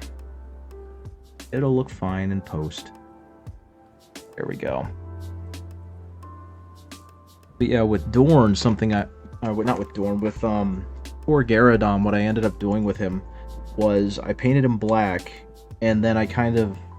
not dry brushed, but dry brushed like an orange over the black. And I used that to be like the really heavy shadows. And then from there, I built my way up to like an ice yellow. And it almost makes him look like he's on fire. And I think it's a good look. Though I kind of want to clean it up, and I kind of want to do an even better job than the one I did, because it was an experiment, so it's not clean. If you know what I mean. But between him and the brilliant red cloak I did for a custom chapter master that I used Belial for, I have some very prominently displayed Imperial Fists as my captains, and everyone else being kind of this dull drab yellow is a little off-putting for me. You've done that, I've done it, but then I had like stripes of white because you're terrible at dry brushing. I really don't like doing it as well, I only do it for basing. If dry brushing isn't working, how about sponge stippling? Ooh, sponge stippling is definitely a good idea. That is an alternate technique. And yeah, it took me a little while to figure out dry brushing as well. That's its own technique. Okay. I can't believe it, but I'm done painting the yellow, or the yellow, oh my goodness, the green on all these guys. So I think that means the next thing for me to do is paint brown. Same as it, not your Rattoon, you're trying to find a way with the brushes. That's absolutely fair. Stippling is not something I do very often either. You know, you kind of find the techniques you're comfortable and you stick with those until you get bored with them, and then you move on to something else, right? Okay, next is going to be Satchel Brown, and we're going to see just how dark or how light this is going to come out. Now, I think it was Leather Brown was the one that came with the first set. That one almost ended up being like an orange because of how bright it showed up. So this is going to be for like the cowls and the cloaks on these guys, and we're going to see, let's at least try it on a flat surface. Sponges are cheap. Yeah, I mean, it's a good thing to do when you want to experiment. Go ahead and, oh wow, this is very dark. On the wet palette, it's almost black, which is good, because that is not quite what I'm going for, but I do want it to be darker than the green. Let's see how you show up. You're probably going to show up fairly bright, aren't you? Oh no, yes, this is the good. This is the good. Well, you're doing non-metallic metal at the moment to push yourself, but you want to approach it slowly and do like not do 10 different things at once. Yeah, I get that. I definitely get that. You don't want to overwhelm your brain, right? You want to focus down on the one thing you're trying to learn, which is very fair.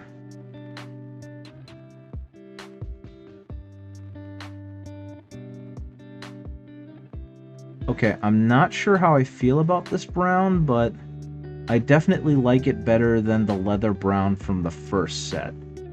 Because the leather brown from the first set was almost offensively bright to me.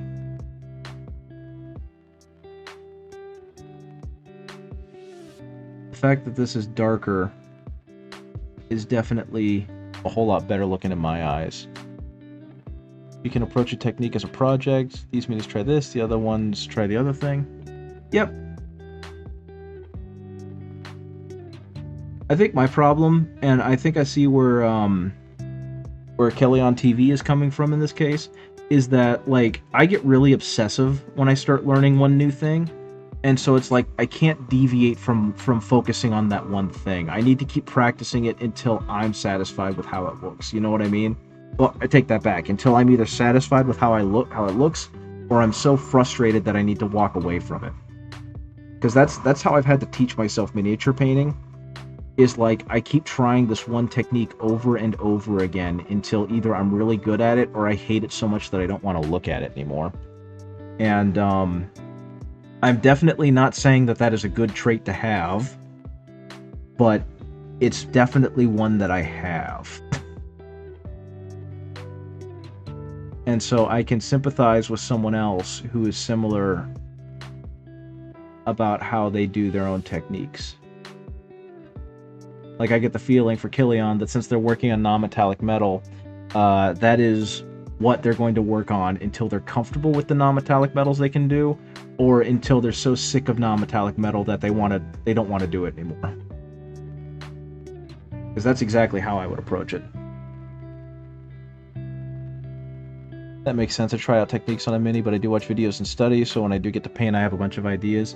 I wish I could do that, man. I'm so jealous of you for that, because I do want to try all these techniques, but I'm so focused in on doing the one thing that's all my brain can fixate on, and unless I get that one done right, I can't focus on a new one.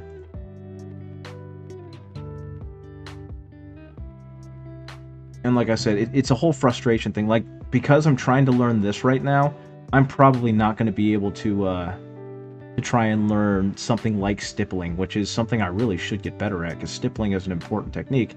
But because I'm focusing so hard on these speed paints right now, I'm going to be stuck on these speed paints until I'm either frustrated with them or I'm comfortable with them, you know? I don't even know if you guys can see what I'm doing, and I'm sorry if you can't. Because I've got so many things behind the Mini that it's trying to autofocus on those. And also, this is another thing I'm not super fond of with speed paints, because it feels like I'm now having to spend more time going through and hitting every edge than actually focusing on, you know, speed. It does help that you painted a lot of your variable backlog, and so if it doesn't work out, you've got no problem trying again. Yep, that's absolutely fair.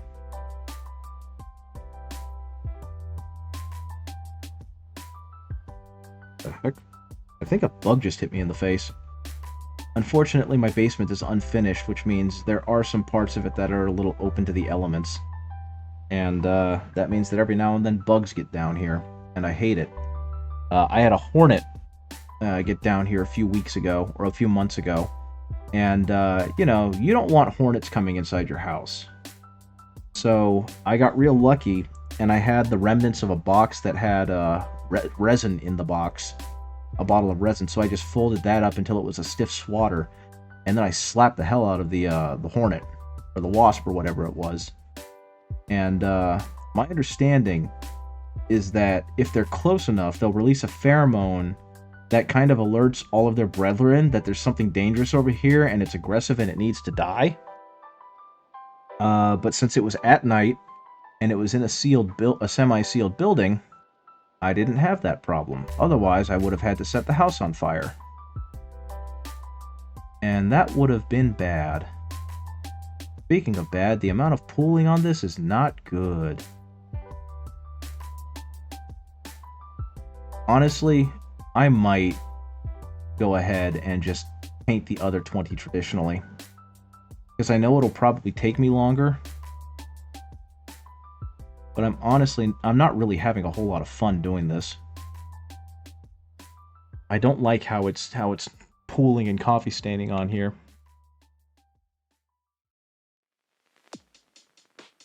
It does help it. Okay. Yep, at least I've tried it. I can say with more definitiveness that I am truly not fond of working with speed paints. And if need be, I can use them. I know how to. But they are not something I am going to go to as part of my main painting repertoire. You're the worst at basing, so you're buying all sorts of basing equipment to figure out a way, because I don't like all my bases look different than another. I want to find one unique style and apply it to it all. Yeah, that's tough. I tend to be really lazy with my bases, and that's something I actually want to get better at myself, so I can definitely understand the desire to, like, do the scattergun approach and try everything until something sticks. Right now, I have a sand texture paste that I use, and I typically just, like, hit that with a dark brown and then dry brush it, and maybe add some tufts to it or some rocks. For a little while, I was using more cork board. Yeah, see, this is just coffee staining now. And I don't want to blame the paint, because I've seen some amazing work done with these paints. It's just I'm not hitting that because I'm very inexperienced with them. So instead, I'm getting a very poor result that hopefully I'll learn from. Thankfully, they're rats, so it doesn't matter that they don't look great.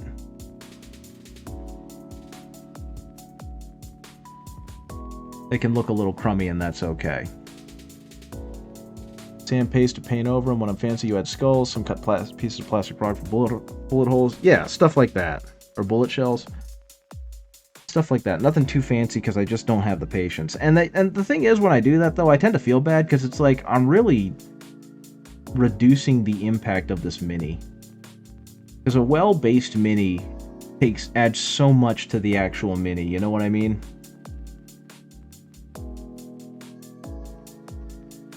Like, if you base your mini well and you'd really tell a story with it, it definitely makes it feel more like a miniature display than a little game piece. And at least for me, that's kind of what I'm going for. Okay. I forgot I have other belts to do. I do like that some of them are just straight up wearing rope.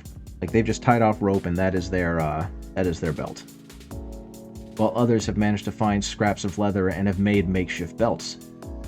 There's a lot of bit variety in these minis, and I think that's very cool.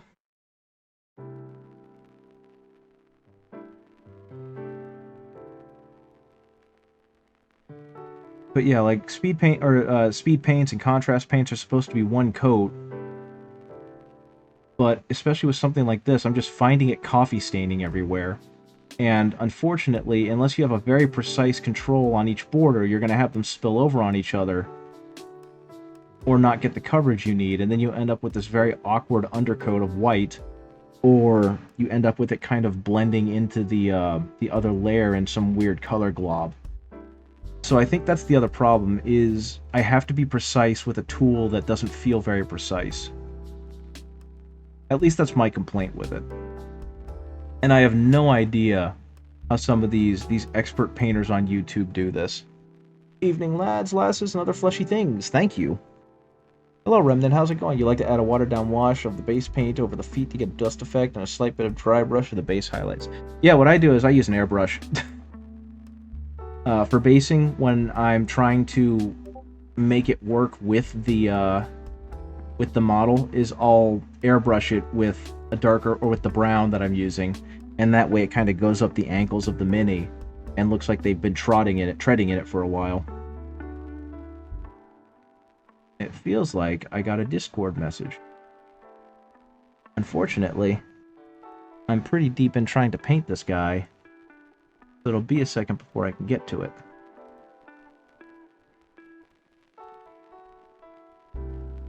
Okay. Let's see what we got here. Well, first of all, threw a pick in the disc. You're back. Just finished cleaning some figures you relieved today. Very cool. You finished one of your torments for your Night Lords. Let's check this out.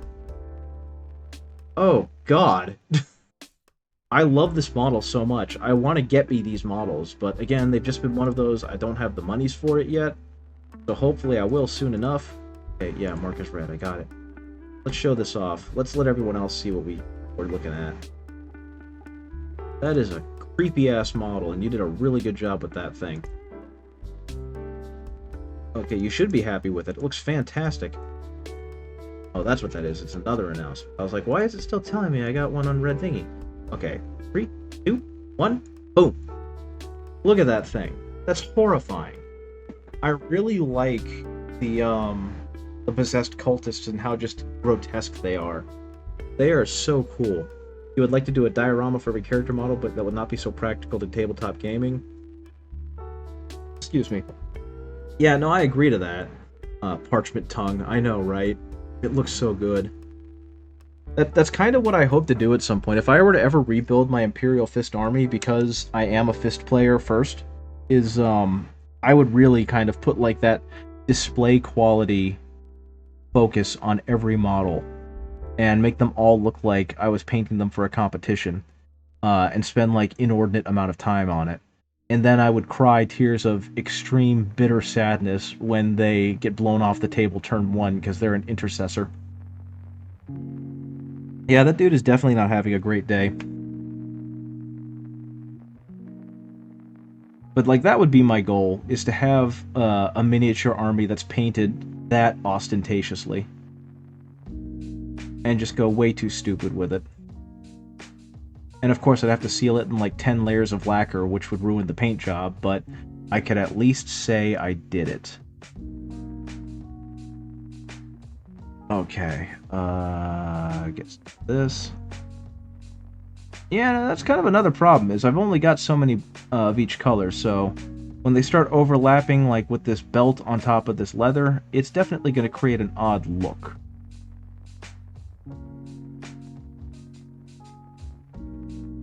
But I suppose I will make it work, because that is what highlighting is going to do for me, is really differentiate these colors. Hopefully. Maybe. We'll see. Hey, Shiny Mew Paints, how's it going? Good to see you. How's your day been? I am right now painting some Skaven with some speed paints because I won them in a competition. I'm not super fond of speed paints, and today is not doing a whole lot to change my opinion on that. But I also don't want to have to spend a lot of time painting these clan rats. So, here we go. That being said, how are you doing? How was your day? It's Friday evening for me, so my day is kind of rounding down. I hope yours has gone well, or is going well. Working on a Goblin Barbarian. Oh, cool, another one. Very neat. I actually went to Twin Goddess Miniatures to see if I could find anything fun to paint since it's Orktober. And I did find one, though I am kind of leery about painting it, because it's definitely one of the more pin-uppy ones, I guess. But I don't know. I also found the Mall Wizard, so that one looks like it'll be a lot of fun at some point.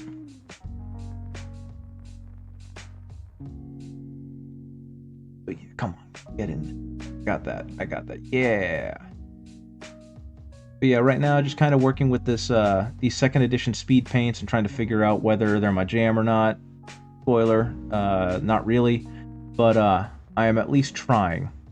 And I am also getting a whole ton of grunts painted quickly, which is always a good thing. The Angry Barmaid? No, not the Angry... Okay, so went to Warhammer Story by University for 7 hours to pick up 2 of my new Nightlord kits. Very cool. The Angry Barmaid? No, I don't think so. The one that I found was free, and I think it's a Barbarian? I don't remember.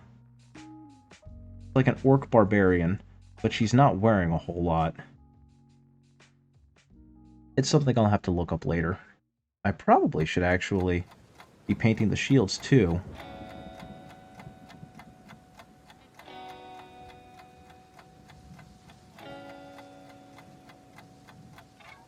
Some of that stuff on there.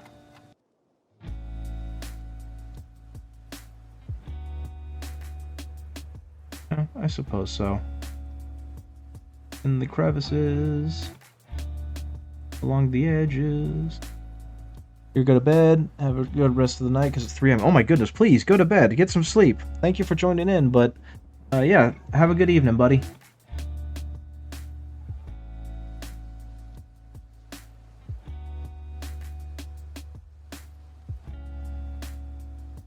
Go ahead and do that.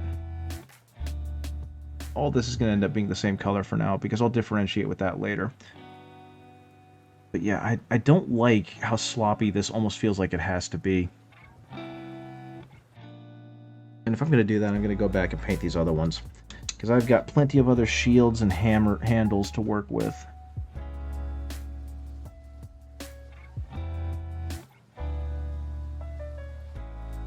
Okay, that can go over like that. That can go over like that. But yeah, I'm just continuing to work on these Skaven, trying to decide whether or not I like what this stuff looks like. Figure this stuff out. Now, since this is a starter pack, it's got a limited number of colors. It's got like 1 of each color. So that's why I'm just kind of using this brown over everything. Hopefully during the highlighting phase I can really kind of differentiate these, the leather from the wood kind of thing.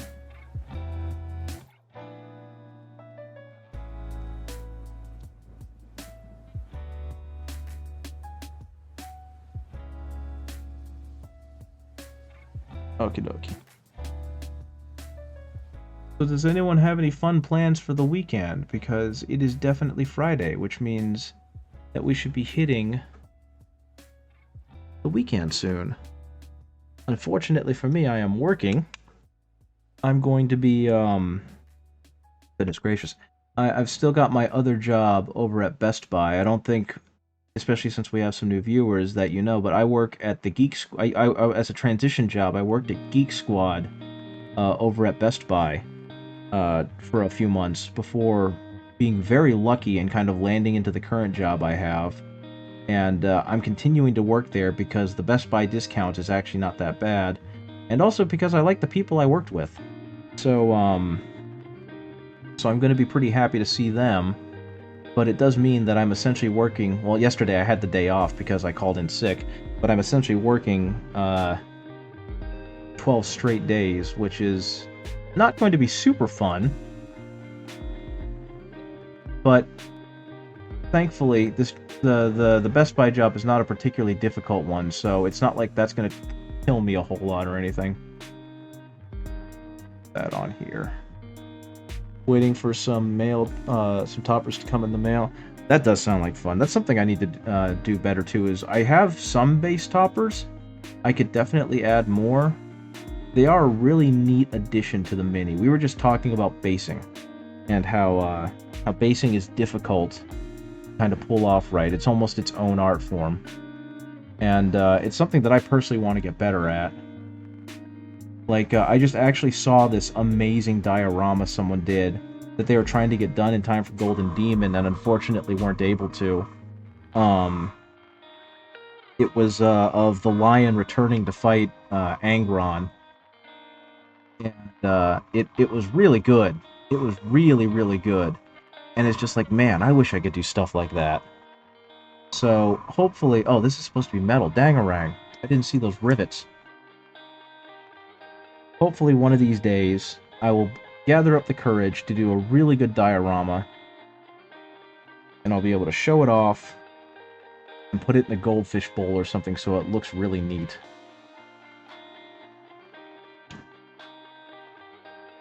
Yeah, I don't know. It feels like I'm painting in primary colors.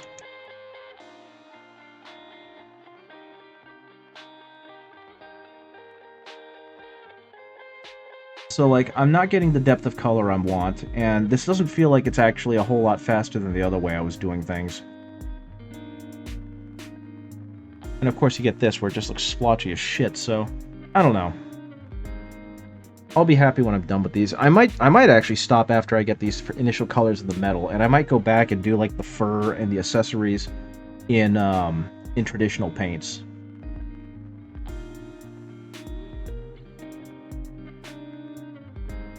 That might be the step, because I don't know if I can continue working with these colors across everything else with the model.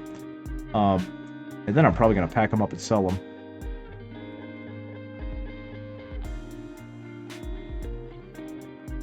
But, you know, it is what it is. Someone else will get access to these paints, and they're going to love them, and they're going to have a lot of fun with them, and they're going to make their initial models look really good in not a whole lot of time.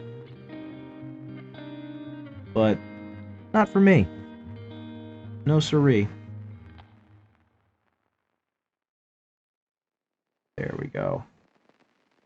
What's going to be really cool is if I sell the mini paint or the speed paints to someone, and then they're like, hey, I found this really cool thing you could do with speed paints. And you do this and you do this, and it looks really good on the minis. And then they get these, like, professional-looking minis off, painted off with all these paints. And it'll just be like, man, that's freaking cool. I want to buy speed paints again. Because I'll want to try that technique. But yeah. I'm happy I did this experiment. I'm happy I was able to kind of super confirm that this isn't my jam. And I hope whoever I end up giving these to, or selling these to, or whatever, end up liking them. Okay. There we go. Put under there.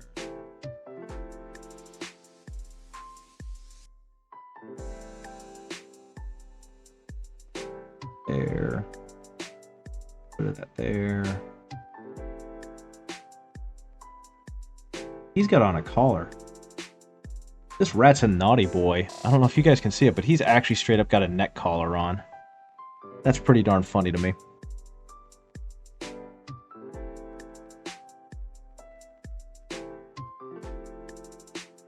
Okay. But yeah, once I go through with this, how should I go about kind of dulling this down? Oh, hello, thank you. Thank you for the bits. I appreciate it. I don't actually know if those are bits or if those are channel points. I don't know how any of that stuff works because I have not looked into any of it. Me like it rough. Oh no. This one particular Skaven is too horny. Oh god, that just reminded me of what they do with their brood mothers. I don't want to think about that. Bad Skaven. But yeah, I'm honestly surprised they haven't done more with giving the Skaven like personality in their media, because everyone and their mother who's into 40k and Age of Sigmar and whatnot know the Skaven are just chaotic little bastards. So it makes sense to me that they would find some way, like they do with the orcs, to make the Skaven both incredibly threatening and terrifying, but also ridiculously funny. Because the way they portray the orcs in 40k, they've really kind of bought into the orcs are goofballs, but if you read the fiction for them, they are absolutely horrifying. And it's like, why have they not done that with the Skaven yet? You know? I feel like the Skaven would be the Warhammer Fantasy / Age of Sigmar equivalent to that. But honestly, I haven't looked that hard, but I just haven't seen anything like that. Good Skaven, very social. Yeah. I think that is one of the redeeming part, or one of the best parts about the Skaven, though, is there really aren't any good Skaven, are there? They're all just kind of bastard-coated bastards with bastard filling. I do wonder if they're going to walk back the treatment of female Skaven, because at some point someone's going to ask, why aren't there any lady Skaven characters? And the answer to that question is kind of horrifying in like all of the worst ways. So I'm curious if Games Workshop is ever going to like retcon that to make it just a little more approachable, or if they're going to keep up with the whole broodmother thing. I don't know. I'm kind of curious about your guys' commentary on that, because it is appropriately awful and makes me feel even less about like mowing through hordes and hordes of Skaven as I play through Vermintide. But at the same time, if people want to start making mascots of the Skaven and making them the same way they do with the orcs, they probably should change that or do something about that. Okay. Of course, that is all predicated on you guys knowing what broodmothers are.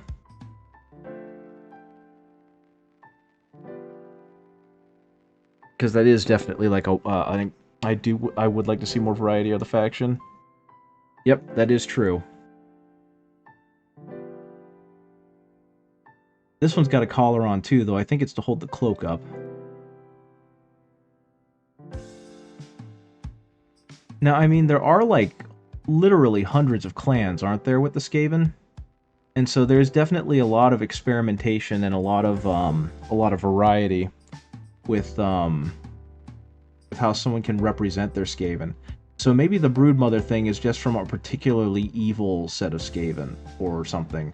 Or maybe, I don't know, I have no clue. Maybe it's just lies and propaganda, but I don't actually want the Skaven to be redeemable. I want them to be awful. I think they're a perfect bad guy that's just awful in every way, shape, and form. That isn't just, you know, demons because demons. Now, I'm not saying that it's good that they do these things, because it's very clearly not. It's mortifying. But I feel like keeping them that awful in a lot of ways does help drive home how you should not sympathize with them or support them at all. And of course, I'm probably going to have to walk that back when I really think about what I just said, but Now, Skaven, I like the fact that Skaven are so unabashedly evil because it's like, great, now I feel no bad things about killing you. Okay, let's get this little bit.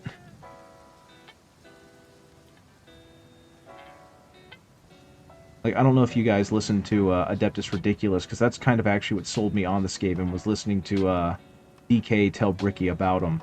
But yeah, they're really bad. And in a lot of ways, they're bad in a way that's really funny. And that's something I kind of appreciate.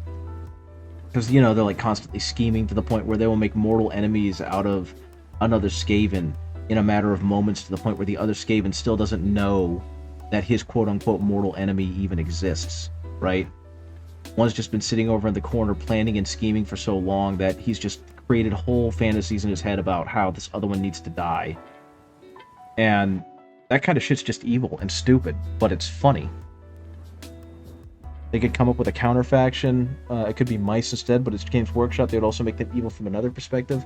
Warhammer has no good and virtuous heroes. I don't... Have they changed that in Sigmar? Because I remember reading that Sigmar is not as grimdark as 40k. Sigmar does actually have, like, characters who are clearly aligned good and characters who are clearly aligned bad, or factions that are clearly aligned good and bad. But that could have also been a gross misreading on my part, because I don't follow Age of Sigmar very much. Like, I know, like, Grand Alliance Death and Grand Alliance Chaos are just bad. There's no redeeming, just bad. But, like, I don't know enough about the Caradron Overlords. I don't know enough about the Cities of Sigmar. I don't know enough about the Stormcast Eternals. But my understanding was that, like, Sigmar himself is actually a good aligned god. But I don't know enough about him, like, what caused all the problems that the Age of Sigmar is having, you know? I don't know, but it would go against the entire premise of the setting. There's only war. Yeah, I would suppose so. Like, I think keeping everything grimdark and awful in 40k makes sense. But I don't know if Age of Sigmar is actually trying to follow that same mantra. And of course, that's purely like, I legitimately don't know. Someone who knows more about Good Aligned and latest... Yes, Sigmar lied to us. That is true. Like, one could argue that he's good aligned, but that doesn't mean everything he does is good, kind of thing. But you definitely have a point that the last trailer did start on a very dour note, right? And that would be kind of the whole thing there, is like, what exactly is the level of bad or evil? Now, actually, if you want to see some not necessarily evil aligned Ratmen, One Page Rules actually has their own version, which are very Mouse Guard like. They're called the Ratmen clans, and instead of being like scrungly and evil and decrepit, they're basically like a fallen kingdom. And so they have more like proper armor, and their warriors are more upright, and everything looks more like it came from Martin the Warrior in Redwall or Mouse Guard than it does from, you know, the horrifying depths of Rat Hell. And I think it's a pretty darn good look. And since they're not beholden to Sigmar lore and fantasy lore, they can do that. It's pretty neat.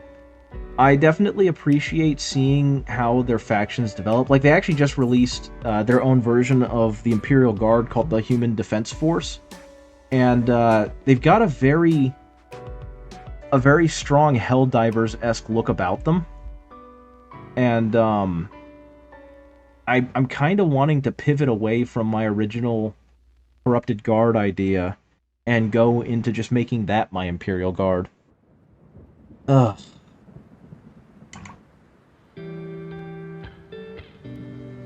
Likely ban evader restricted. Cool. Well, they're not just a likely ban evader, they're now banning. Good banned. Goodbye. Eat a dick. Okay, that can go away.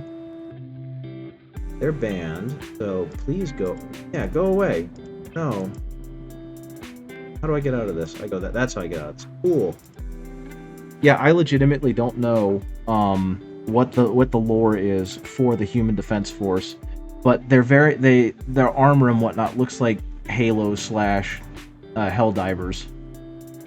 And I mean, they build and they design these armies a few months out in advance, so maybe they knew about Helldivers when they were making them. Maybe they didn't, but they've had key art for most of their factions now for a while. Though that's also not stopped them from changing them. Like, I know they updated the Battle Brothers so they looked less Space Marine-y, and that's all well and good. And I know that they completely redid the Battle Sisters because they didn't want them to be Battle Sisters anymore. They're like the Blessed Sisters now. And they have their own lore that they're building up into because Grimdark Future has become popular enough. So it's doing its own thing, and I think that's pretty cool. But now that they're kind of releasing their own Guard line, it means I don't have to spend an arm and a leg to get official Imperial Guard stuff. And I'm also incredibly down for that. Like, I was originally going to use the Station Forge stuff, but as much as I like Station Forge, their models are all Krieg-based, and they're all very spindly. Like, they're very delicate, because they're meant to be printed at slightly larger than 40k size. So, I don't think I want to go that route. And so the fact that Grimdark Future is releasing Human Defense Force might actually be a blessing. Because apparently, you can actually print their stuff with FDM. It doesn't look great, but it does not need to be Helldivers. It's very much modern military, like Command & Conquer, Stargate. Yeah, that is true.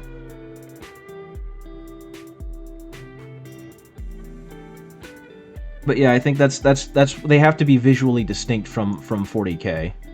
Like, their Blessed Sisters are not Victorian Gothic at all. They're a much louder Baroque look, I would say. So that they're not immediately... Like, you look at them and you don't think, oh, those are Sisters of Battle exactly. You look at them and say, oh, those are very clearly inspired by Sisters of Battle. And they've done that for all their factions. Like, the Robot Legions don't look like... Sorry, my brain potatoed.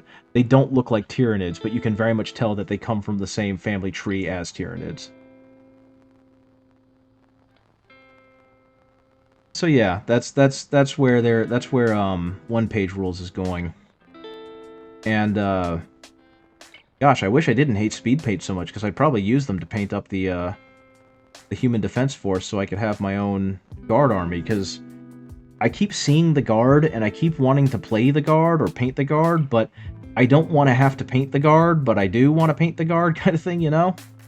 It's just that's an awful lot of paint. Yeah, if you're looking at the One-Page Rule stuff, you should look at the Ratmen clans, and also the fact that they have Ratmen clans in their Grimdark Future as well, because that's always wild to me that they have space rats. I see One Page Rules has a bunch of free STLs on their My Mini. Yeah, they definitely promote it a lot. I've been a patron since probably before they started with most of their modern releases. So I have pretty much every army that's come out since they got like their new sculptors and design artists. So I have their version of Leagues of Votann, I have their version of Necrons, I have their version of all the Chaos Demons, I have their version of Sisters of Battle, of Kroot, which became Jackals, of very Eastern Tau, which they call the Dao Empire, I believe. I'm forgetting.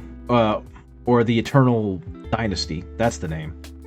They have a lot, and I've managed to get a lot of it just because I've been a patron for theirs for so long. So if at any point I want to just go ahead and rip off whole armies, I can. You like the shape of their old Greater Demon of Lust? Yeah. They went very snake with their Lust demons, because, you know, Slaanesh is snaky. And they decided to go really hard in on that. And I dig it. I liked that it was more embracing that part versus the crab claw, and that they kept them very animal looking. I think their stuff's really good, and eventually I'm going to start printing and painting more. But today is not that day. was about to say, how is this rat seeing? His eye is covered, but it's because his other eye is not covered. So yeah, if anyone's interested, I would definitely check out One Page Rules. I would also honestly check out the rules for One Page Rules, because I legitimately think they have a very good game system. You like the crab, may try and do something like that for a Tyranid hybrid. I don't see why not. I just thought it was neat that they found a way to stay away from the crab. Because the crab is, again, very much 40k and Age of Sigmar. But, their Lust Demon stuff reminded me more of, like, 30k Slaanesh. And how it was very serpentine. Okay. Banner Boy number 2.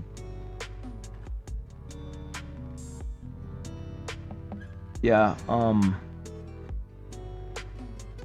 One Page Rules is good. I want to start playing it again. The only thing I really don't like about it, and I think I've talked about it before, is that because it's not 40k, it means that the army loses some of its 40k identity, which makes sense. But at the same time, they don't have hero units. So they didn't make versions of, like, Typhus and Belisarius Cawl and Guilliman, which makes sense, because those characters don't exist in their world. But it means that you can't play those super cool minis without them feeling substantially weaker than they should, you know? And that always feels a little disappointing. But honestly, it does feed more into the anonymity of the game, and the idea of creating your own heroes through the stories of what happens in-game. And I can dig that. Bricky actually brought up a good point, and it's something that I always forget is a thing, but he clearly enjoys about Warhammer. He's creating a Chaos Knight, and one thing he wants to do with the Chaos Knight, as he bases it, is every time it scores a kill on an infantry unit, he wants to add that infantry unit's skull or head model to the base. So if he takes out a Custodian Guard, he has a ton of bits, he wants to take a Custodian Guard's head and put it on the base.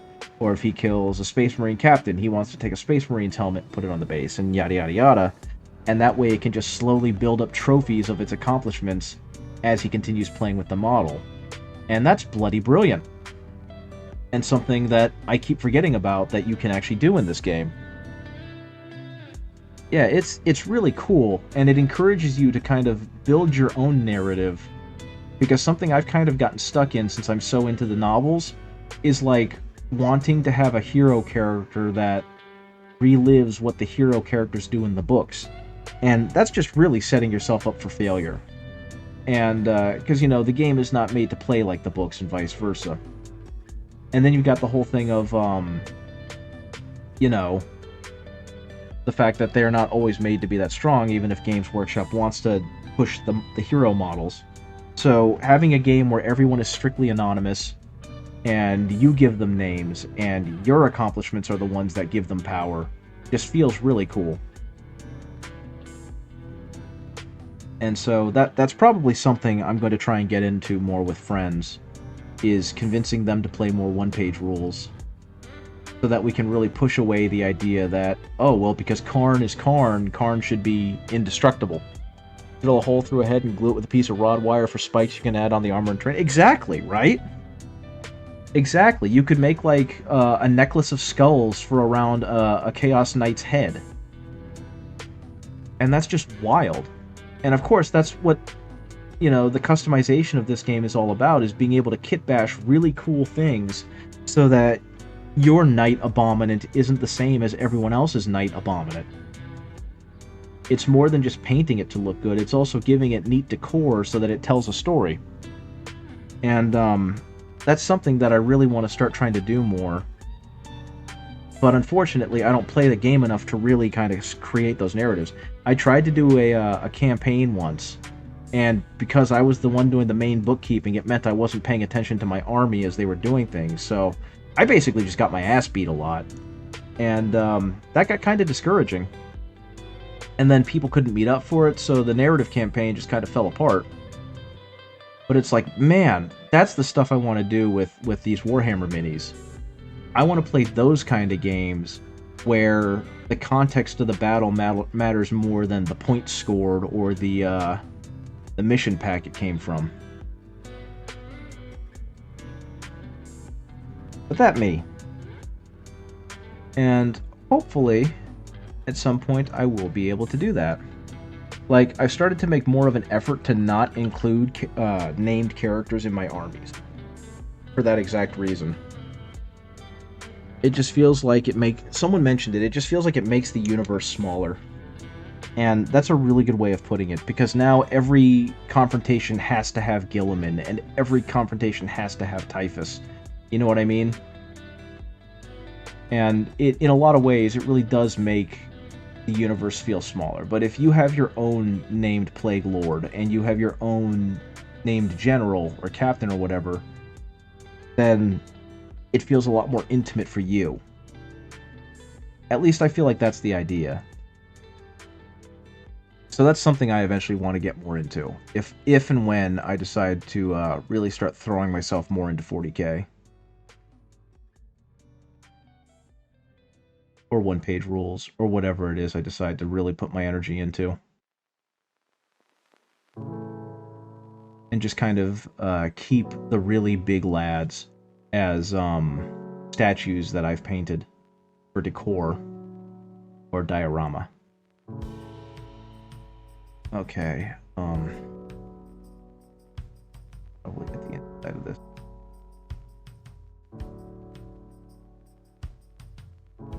That's the thing I was missing. I knew there was something on here that was really brown that I'd forgotten about. It was his mace.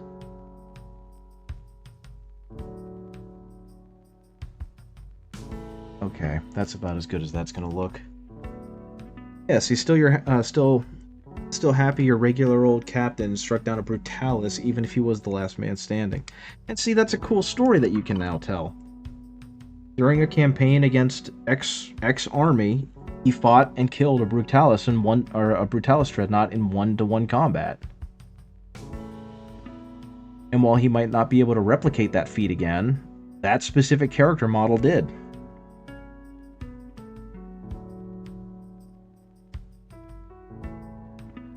So yeah, at some point, I'm going to buy a regular character, or I want to get the company heroes pack, and paint them up as almost like a kill team of characters.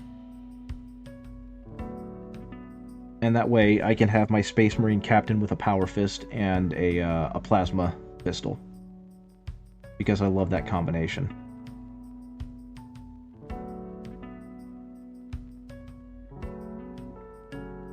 That in there.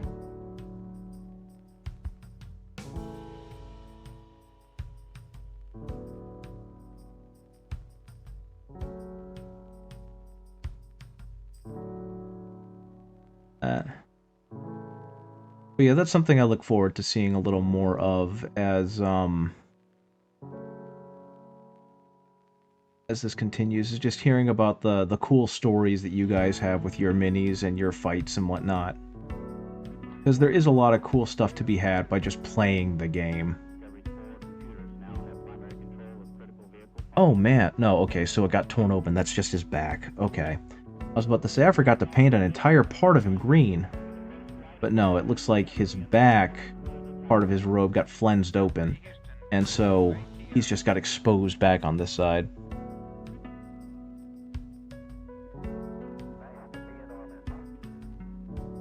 Yeah, what I think is going to happen right now, the local game store that I go to, they have escalation leagues, and I'm curious if they're ever going to try and do like a narrative event. And if they do, I might actually force myself to go out and join that, because again, that's kind of where I wish my creative juices were for the 40k. So it would probably be a lot of fun to be a part of that.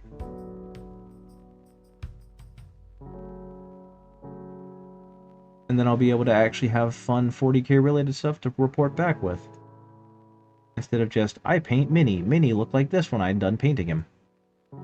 I'm curious if GW will release a new kit for the Space Marine 2 loadouts. Looks like giving the Heavy Intercessor a plasma launcher and a Iron Halo. Yeah. I don't know, because the game was supposed to come out last year, which is why they had that one board game. So, I think some of that was just for the convenience of it being a video game. Like, they who knows, they probably are going to have a Plasma Eradicator. And then I'm just going to be confused. I was very tickled that they gave the regular intercessor a heavy bolter. I will say that. That felt weird. Or not a heavy bolter, a heavy bolt rifle. Because of course it has to have a distinct name. That they normally give to the heavy intercessor. There was... I feel like a lot of that stuff was mechanically done so that they would have, you know, the proper weapons attached to the the proper video game class versus trying to preview new stuff. But I could also be just incredibly, incredibly wrong, right? Who knows what Games Workshop is doing nowadays? The most correct answer is something that makes them a lot of money.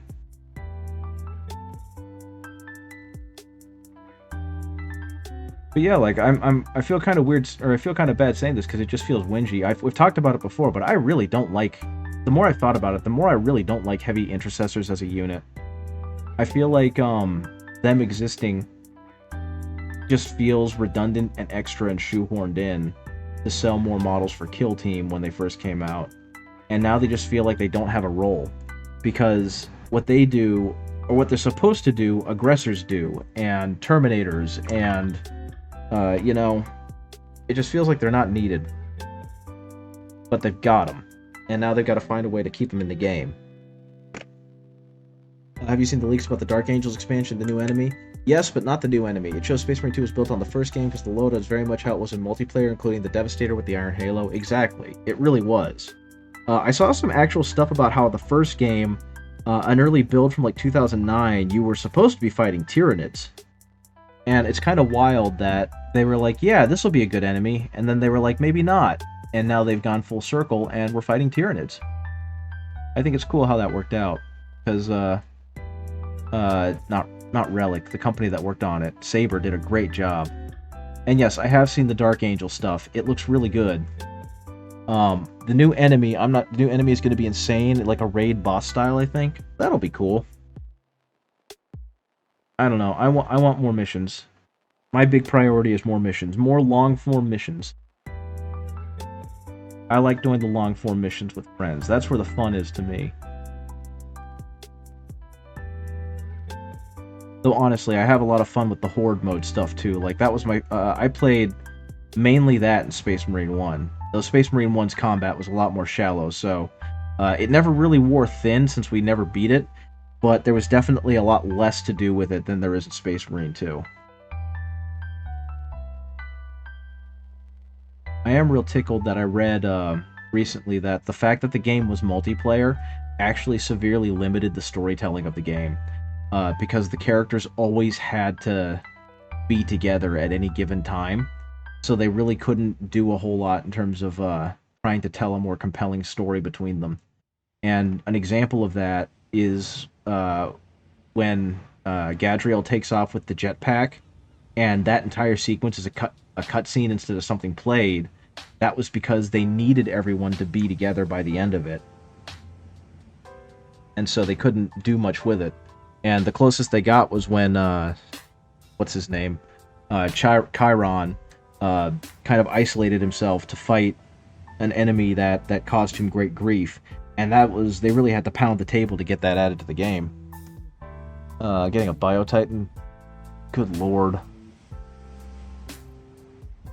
Yeah, if they get a Biotitan, that would be really terrifying, but very cool. Okay, so I added a little bit of water, and it's definitely causing the contrast paints to behave differently. I'm going to be very sad if that was the missing ingredient for what I've been doing. Now what it's actually doing is making it behave more like an ink, where it's almost actively searching for the low spots. But at the same time, it's going on so much thinner that it's now kind of weak looking and anemic. But I mean, yeah, look at that. But all I did was I mixed in a little bit of water, and that's definitely giving a much less viscous surface, right? That's not just me. But it's also thinned out the color quite a bit, and I'm not sure if I'm okay with that. Maybe this is what it was supposed to look like and I've just been doing it wrong. Again, this is part of the experimenting, right? I will admit, I'm still not super jazzed with it, but that definitely, I mean, you saw that. That completely changed how that went on there. Yeah. Who knows? I'm afraid to touch it. Because I know for a fact it's still wet. And see, partially, like, the wood grain on the shields is a big reason why I wanted to use the contrast paints, because there are so many good nooks and crannies where you weren't planning on adding multiple coats. Yeah, initially, no. I was going to do, like, one coat and see how that played out. But again, this is not something I've used a lot, so I'm pretty unsure of how to go about using this paint. Now, I know there's a contrast medium that you can use that kind of does something similar. So maybe this is what I was supposed to do with it? Because all I'm doing is, like, adding in some water and then mixing it on the dry palette, in the palette well, and that's definitely causing it to behave very differently. I wonder if adding in, like, airbrush flow improver would do something similar. Because, yeah, in some cases, now it's just puddling. Unfortunately, this one doesn't have as much of the texture to kind of play with, but...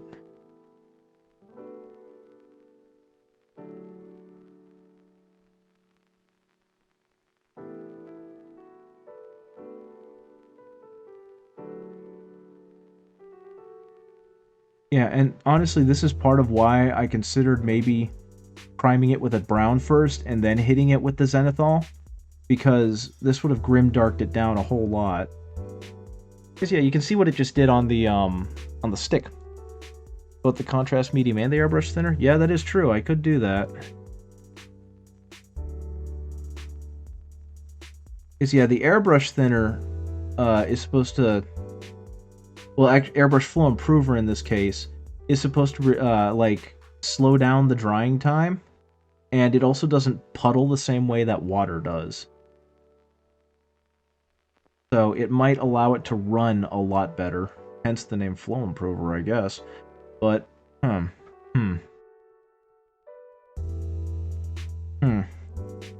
thinking.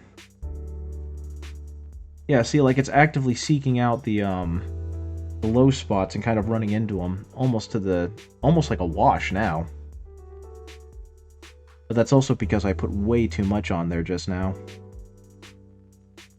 But it is still working that way. So I think on the next one, I need to turn off the darn airbrush because that thing is still on. I think the next one I do this with, I'm going to add some flow improver to it, and we're going to see what that does. Because, I mean, flow improver was also not meant for this mix, right? It was definitely meant more for acrylic. But I suppose we'll see. It's definitely a lot messier, too. That's another thing. So we're going to put this guy down. I've only got a couple more. Okay. This is what I'm talking about. It's airbrush flow improver, improves the flow and application of paint, reduces clogs of dry needle tips, slows rapid drying of water-based paint, prolongs the use. Hope I don't accidentally make mustard gas or something crazy like that. Just a couple of drops. Stir it in. Okay. What you do here. Oh, wow. Yeah. It's almost acting like an ink now. But you can tell it's very watered down. I'm kind of scared to do a heavier application because it doesn't look like it's actually going to get any denser. It's just going to puddle. So I've probably got to wait for it to dry. Unless it's a chemical reaction, I think there would be an issue. Speed paints are also acrylic. Yeah, that is true. I thought they were I thought they were more resin-based. Like they had a resin... No, I'm thinking of Scale 75. Scale 75 is based in like a resin-based medium instead of whatever is used in acrylic. But yeah, it's definitely going over the surfaces more and trying to seek out the low spots. But because of how it thinned it down, it's also very, very transparent. So I'm coming in with very anemic layers now, which I'm not sure I'm vibing with. And of course, if I put it on thicker, it's not really doing much, it's just kind of puddling. So again, this would be a case of, yeah, I'm not really vibing with this. Unfortunately, I used it in the main mixture, so I can't really undo this unless I throw away this amount of paint, which, you know, it's not a lot. It's not a king's ransom. I didn't use half the pot or anything, but it's definitely doing something different. And I'm not sure how I feel about it. Again, for science. Now, what this is showing me is that if I were to use the black, I could do some really cool panel lining with this stuff. You are correct, it was free paint. So yeah, if I were to use the black and use this for panel lining, that would be pretty neat. But yeah, I think what's going to happen is I'm probably going to go back over this with the same stuff. I'm probably going to use the exact same mixture with the thinner, because that will seek out the low spots again. Like I said, it turned it into a wash. And so the next one over should create a much better, a much darker coating, I would hope. Yeah, it is really seeking out the low spots now. It's like I'm watching it crawl up into the crevices of his jaw right there.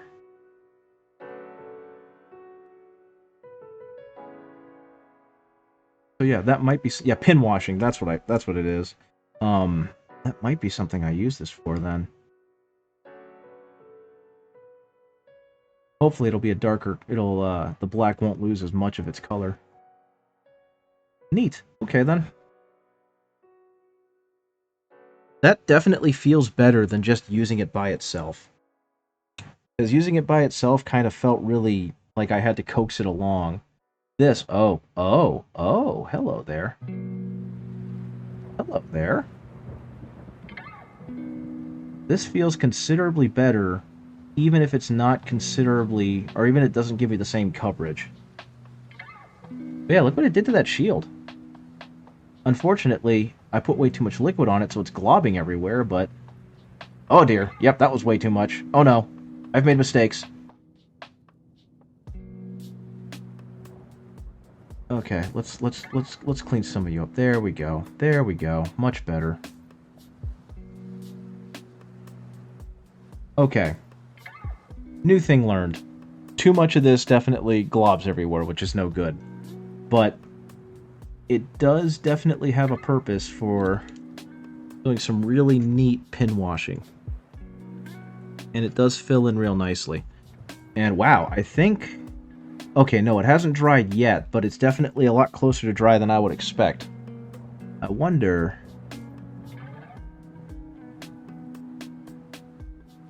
Yep, okay, so if I were to let this dry and continue to add layers, it does darken up, and it does kind of regain some of its opaqueness, some of its opacity.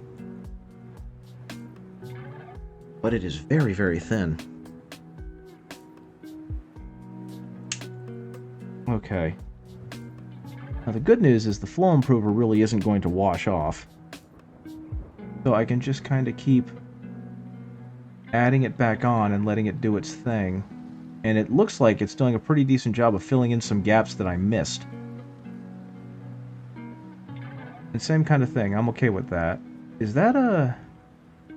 Oh, it's an eye patch. Okay. So yeah, if you don't want to spend money on inks, then the next best thing to do is buy some speed paints and some flow improver. Because boy howdy does it work.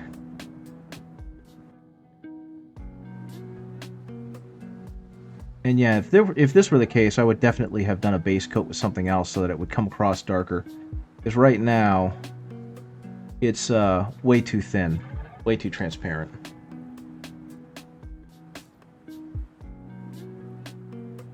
go.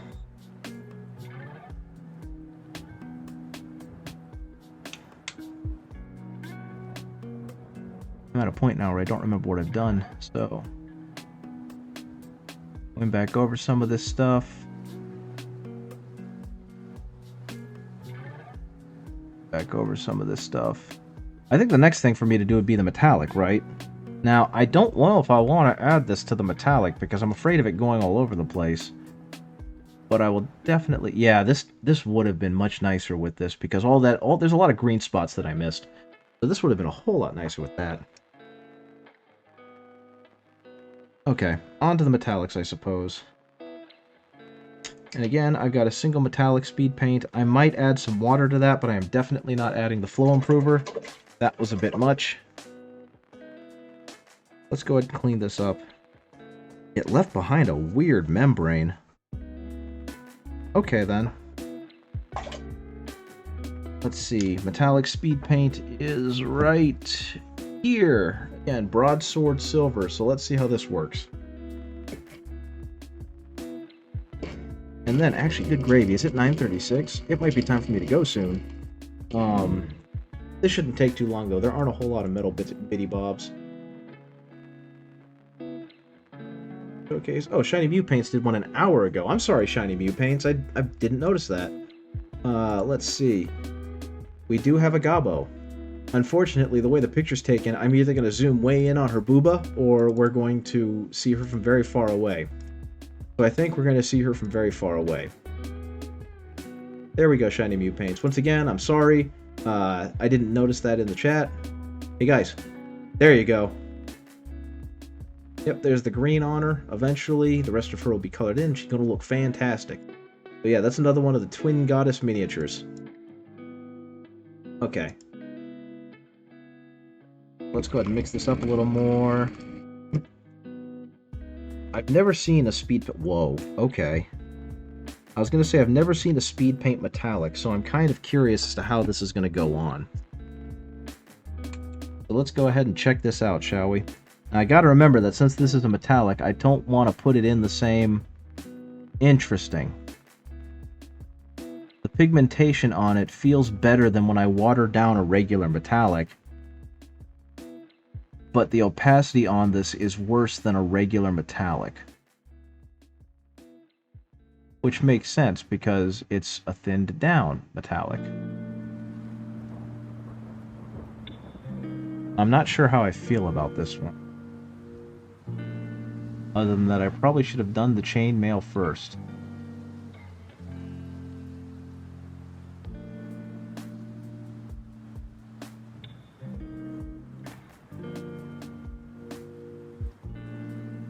I mean, I guess part of the problem I'm having... Oh, man, I completely forgot to do that. He's got a metal mace on his side, and I completely forgot about it. And I've already put away most of the brown. Let's see if I can scavenge some of it up. Okay, that'll do, I suppose. I'm also skeptical about speed paint metallics. We'll have to give them a try personally. Yeah, once again, I'm not overly impressed with it. It's very thin, and it doesn't have great opacity. So, it's like, it's going on, but it just feels like a supremely watered down regular metallic. Like, I don't know, you can see me putting it on the banner. And I hate to do the meme, but it's alright, I guess. I mean, it's alright. I would have been mad if I paid money for it. It didn't really cover the chainmail as well as I would have hoped. Well, actually, no, it looks like it's starting to color it in a little better now that it's drying, but it's alright, I guess. Okay, that can go there. Let's do the blade, shall we? Let's go ahead and do it on a full blade, and let's see what that looks like. That was way too much. That's what that looks like to me, is that was way too much. So we're going to start dumping you in the chainmail. Take a little bit more of yous. We're going to dump you in the chainmail because I grabbed way too much on this brush.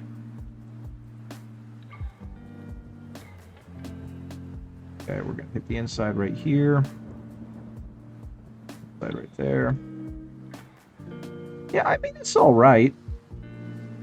Especially now that I'm putting it on thicker with this one. It does what it's supposed to do. Put it on these guys. Which is not going to look very good because they're so covered in the brown. I wonder if a dual wash of black and metallic would work? Possibly. But yeah, you can see on the chainmail, hopefully it'll dry real soon, but it is definitely seeking out the inside of the rings and leaving the chainmail kind of exposed as if it's got a bright reflection on it.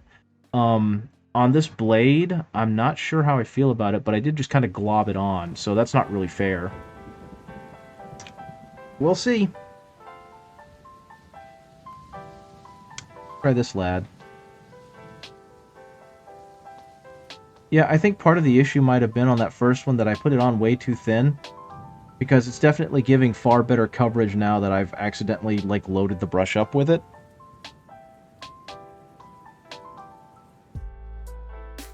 So yeah, I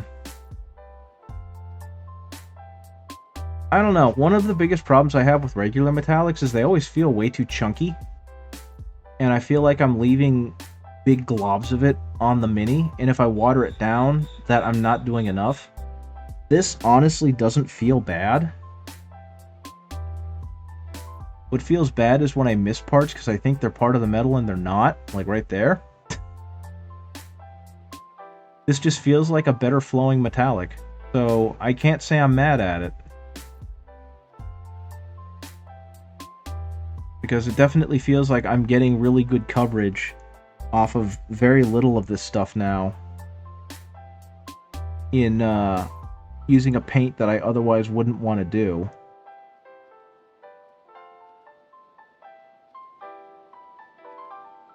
So yeah, I guess my verdict is it's all right. We'll see what it looks like when it dries, I guess. Okay, on to this one. All the chainmail. All the chainmail.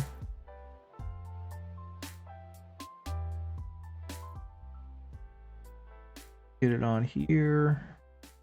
And yeah, I think with a darker wash over it like a black, this will definitely show up better. But now that I'm putting more on here and loading the brush up a bit more, I am getting that metallic. Oh yeah, I forgot. Some of these guys actually have back armor on, so we'll be able to see a much better view of it in a second. Once I finish playing around with the chainmail.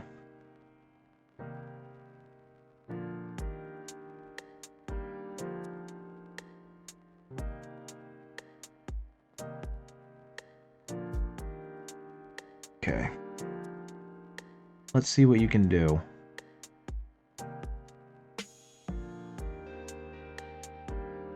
Yeah, I mean, it looks like metallic paint over armor.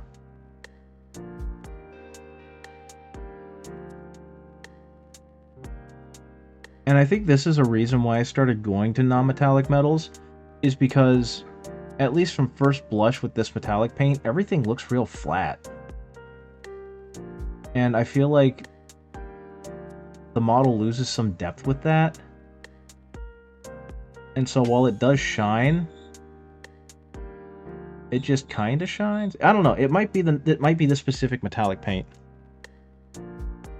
But I'm not super impressed with the finish on it. It's creating a metal-like appearance, but it's not really giving me the appearance of metal. You know what I mean?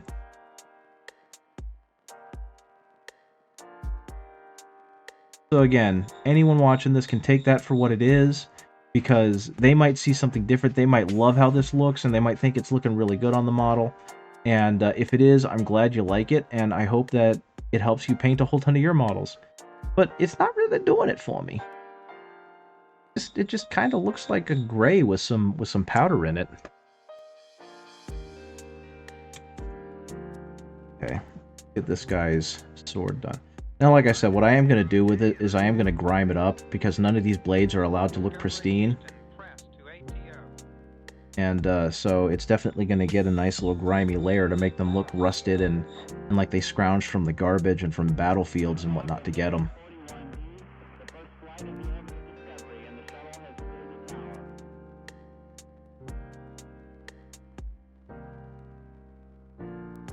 Now, I will say something that is kind of cool about it is that it's got like enough opacity that it's just like one stroke is enough to get good coverage over a flat surface.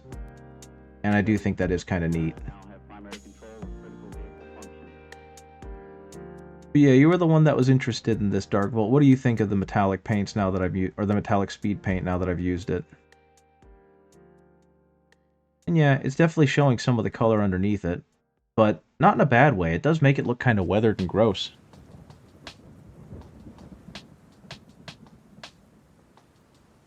So I guess it is one of those things where it would probably be best for me is undercoating this in like a dirty brown or a mottled orange,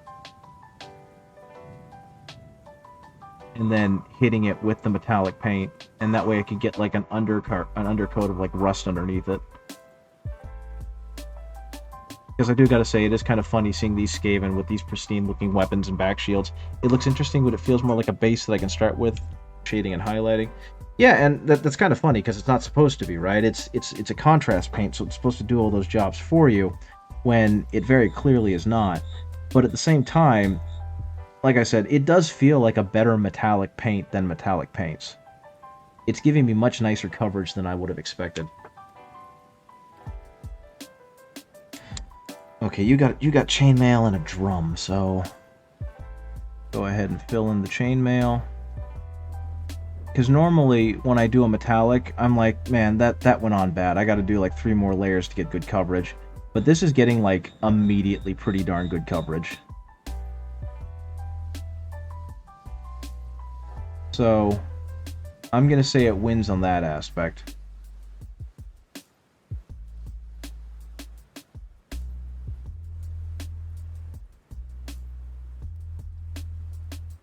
That darn cricket's up again.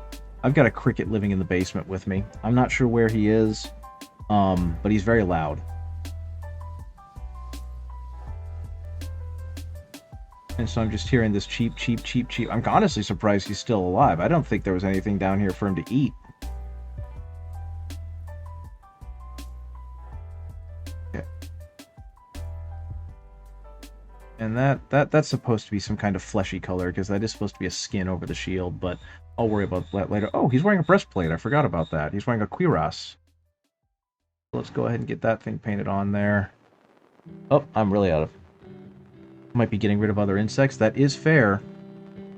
The only things that I've really found down here are spiders and spider crickets, which are these... I don't remember their other name, but they're these horrifying looking but completely harmless crickets that jump really high and are very large. But from what I understand, they don't actually attack nor harm humans. They just tend to like dark places, like a basement. So they're just really gross looking, and otherwise a nuisance.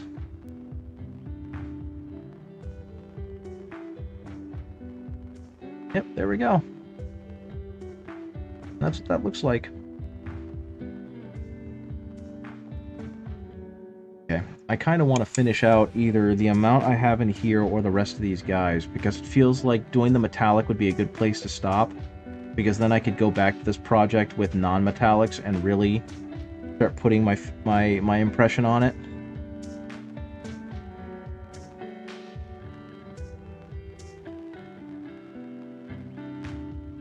Like I said, what might do this for me is if I just hit everything with a wash to fill in the gaps that I don't feel like I filled in very well. And that'll make me feel better about some of this work. Okay, same thing. You get that, you get that, you get that. There we go. A little bit of water to mix in with the metallic to keep it metallic. Wow, it's really running now. Okay, where's some more chainmail? There's some more chainmail. I'm being careful because I loaded this brush up with water and metallic paint, and it is just itching to get off of the brush. There we go, I suppose. Okay, on to the next one.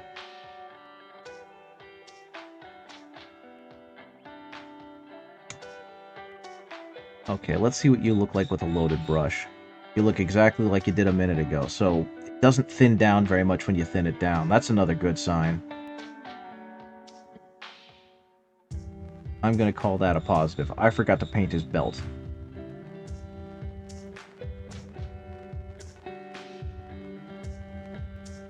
Okay.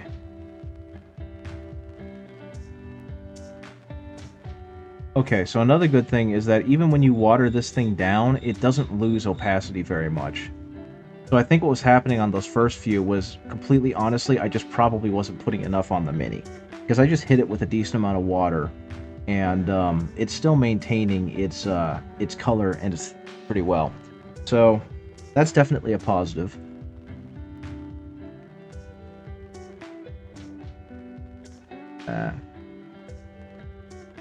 Yeah, like this is a decently watered down version of this metallic, and it's still... I'm not seeing the original white peek through it very much. So I guess that is a power of it, or a benefit of it.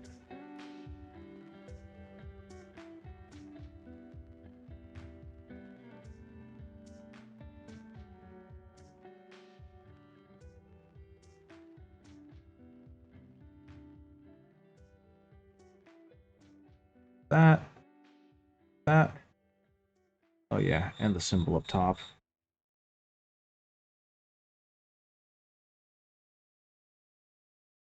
And again, this is going to get kind of a rusted orange wash over it too, so that'll hopefully track better once I do all that. Hit that with the metal. Nope, that's all it needed. And they're basically done for that.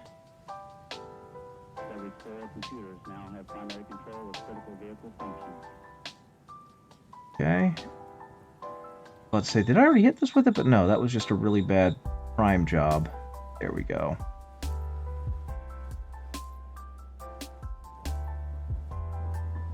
Okay. Yeah, this one did not get a very good prime job. This one I seem to have hecked up on a lot, but again, the metallic paint is doing a good job of covering over that, so can't complain too much.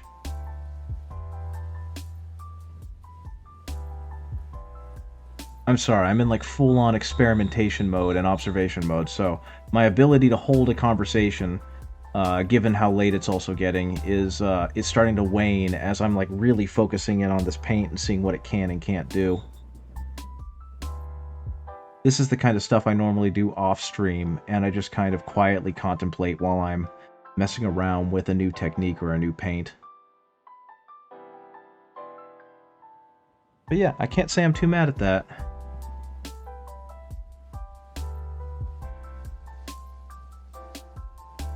Yeah, a little bit over here, a little bit over here, a little bit over there. Yep.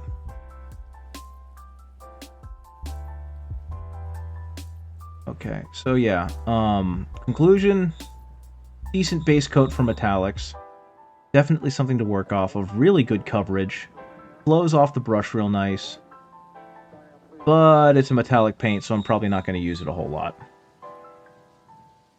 Because I would rather just do a non-metallic coat over it, or and make it myself. But for anyone who needs to get quick metallics, this is definitely one to use. That's going to be kind of my diagnostic with that.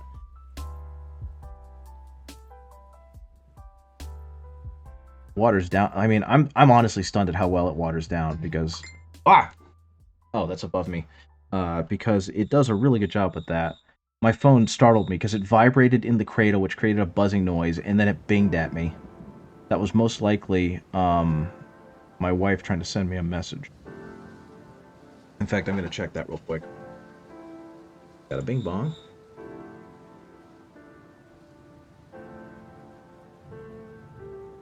Okay, geez, it's almost 10 o'clock. I think I might have to stop with this guy, which honestly wouldn't be a bad place to, because we seem to have come to an understanding with the metallic paint. Like, I know what secret handshake I need to do to make it work, which is just water it down slightly. But it is getting late, and I do have work tomorrow. So I might finish him up and then hop off. See if we can find someone fun to raid and then say goodbye. Okay.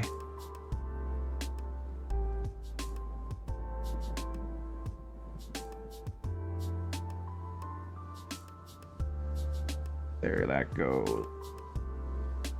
Yeah, once again, I am very impressed with the coverage I'm getting off of this. Because it's just like, one swipe, done. One swipe, done. And I'm not used to doing that because I work with such thin down paints. It's like 5 layers and then done.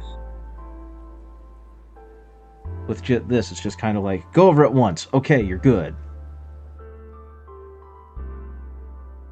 And honestly, I can see how that would be an extreme time saver because while it may not matter too much on one mini, when you're trying to assembly line them like I am right now, that's a really big deal.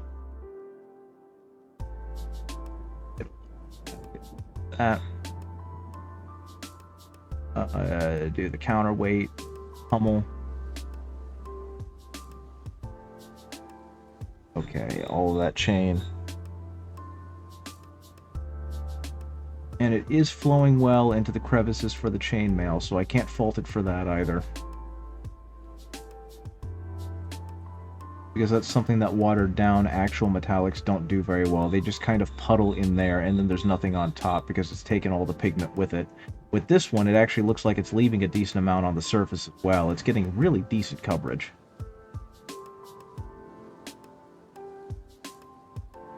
Okay. I think that's going to have to be it for me. Wait a minute.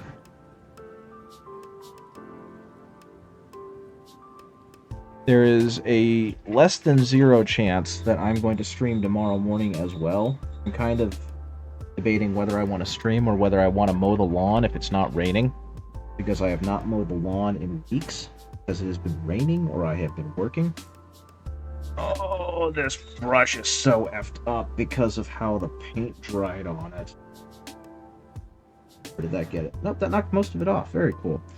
Okay. So yeah, this is what a mostly speed painted guy looks like. I'm not really digging the color.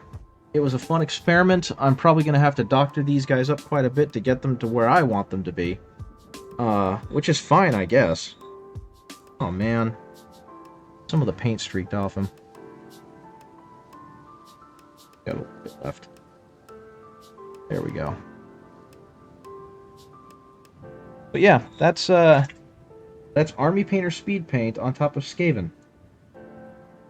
At least from how I would do it. So, hopefully that was educational. Hopefully you guys had fun. Let's see who else is online. Let's see if we can find someone else to stream, or someone else to find with the streamies.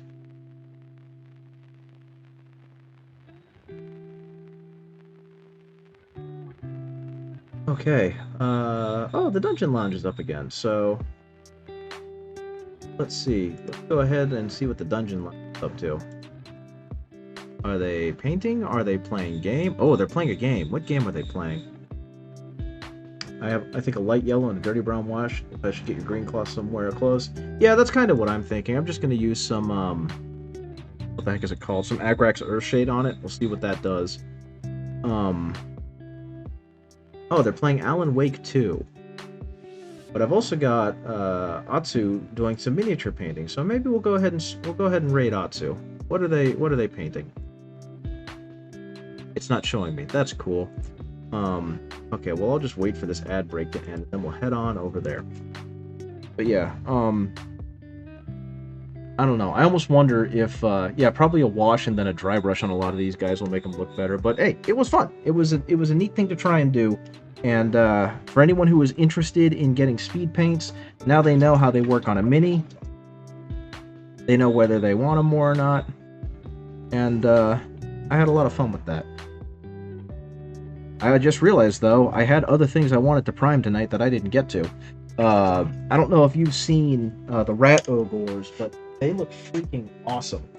I really like these guys a lot. I think they are neat looking models, and I can't wait to actually like go into like a real paint job with these guys, because these ones I'm not going to speed paint. I might speed paint parts of them and work over it, but I love these models. They have a lot going on.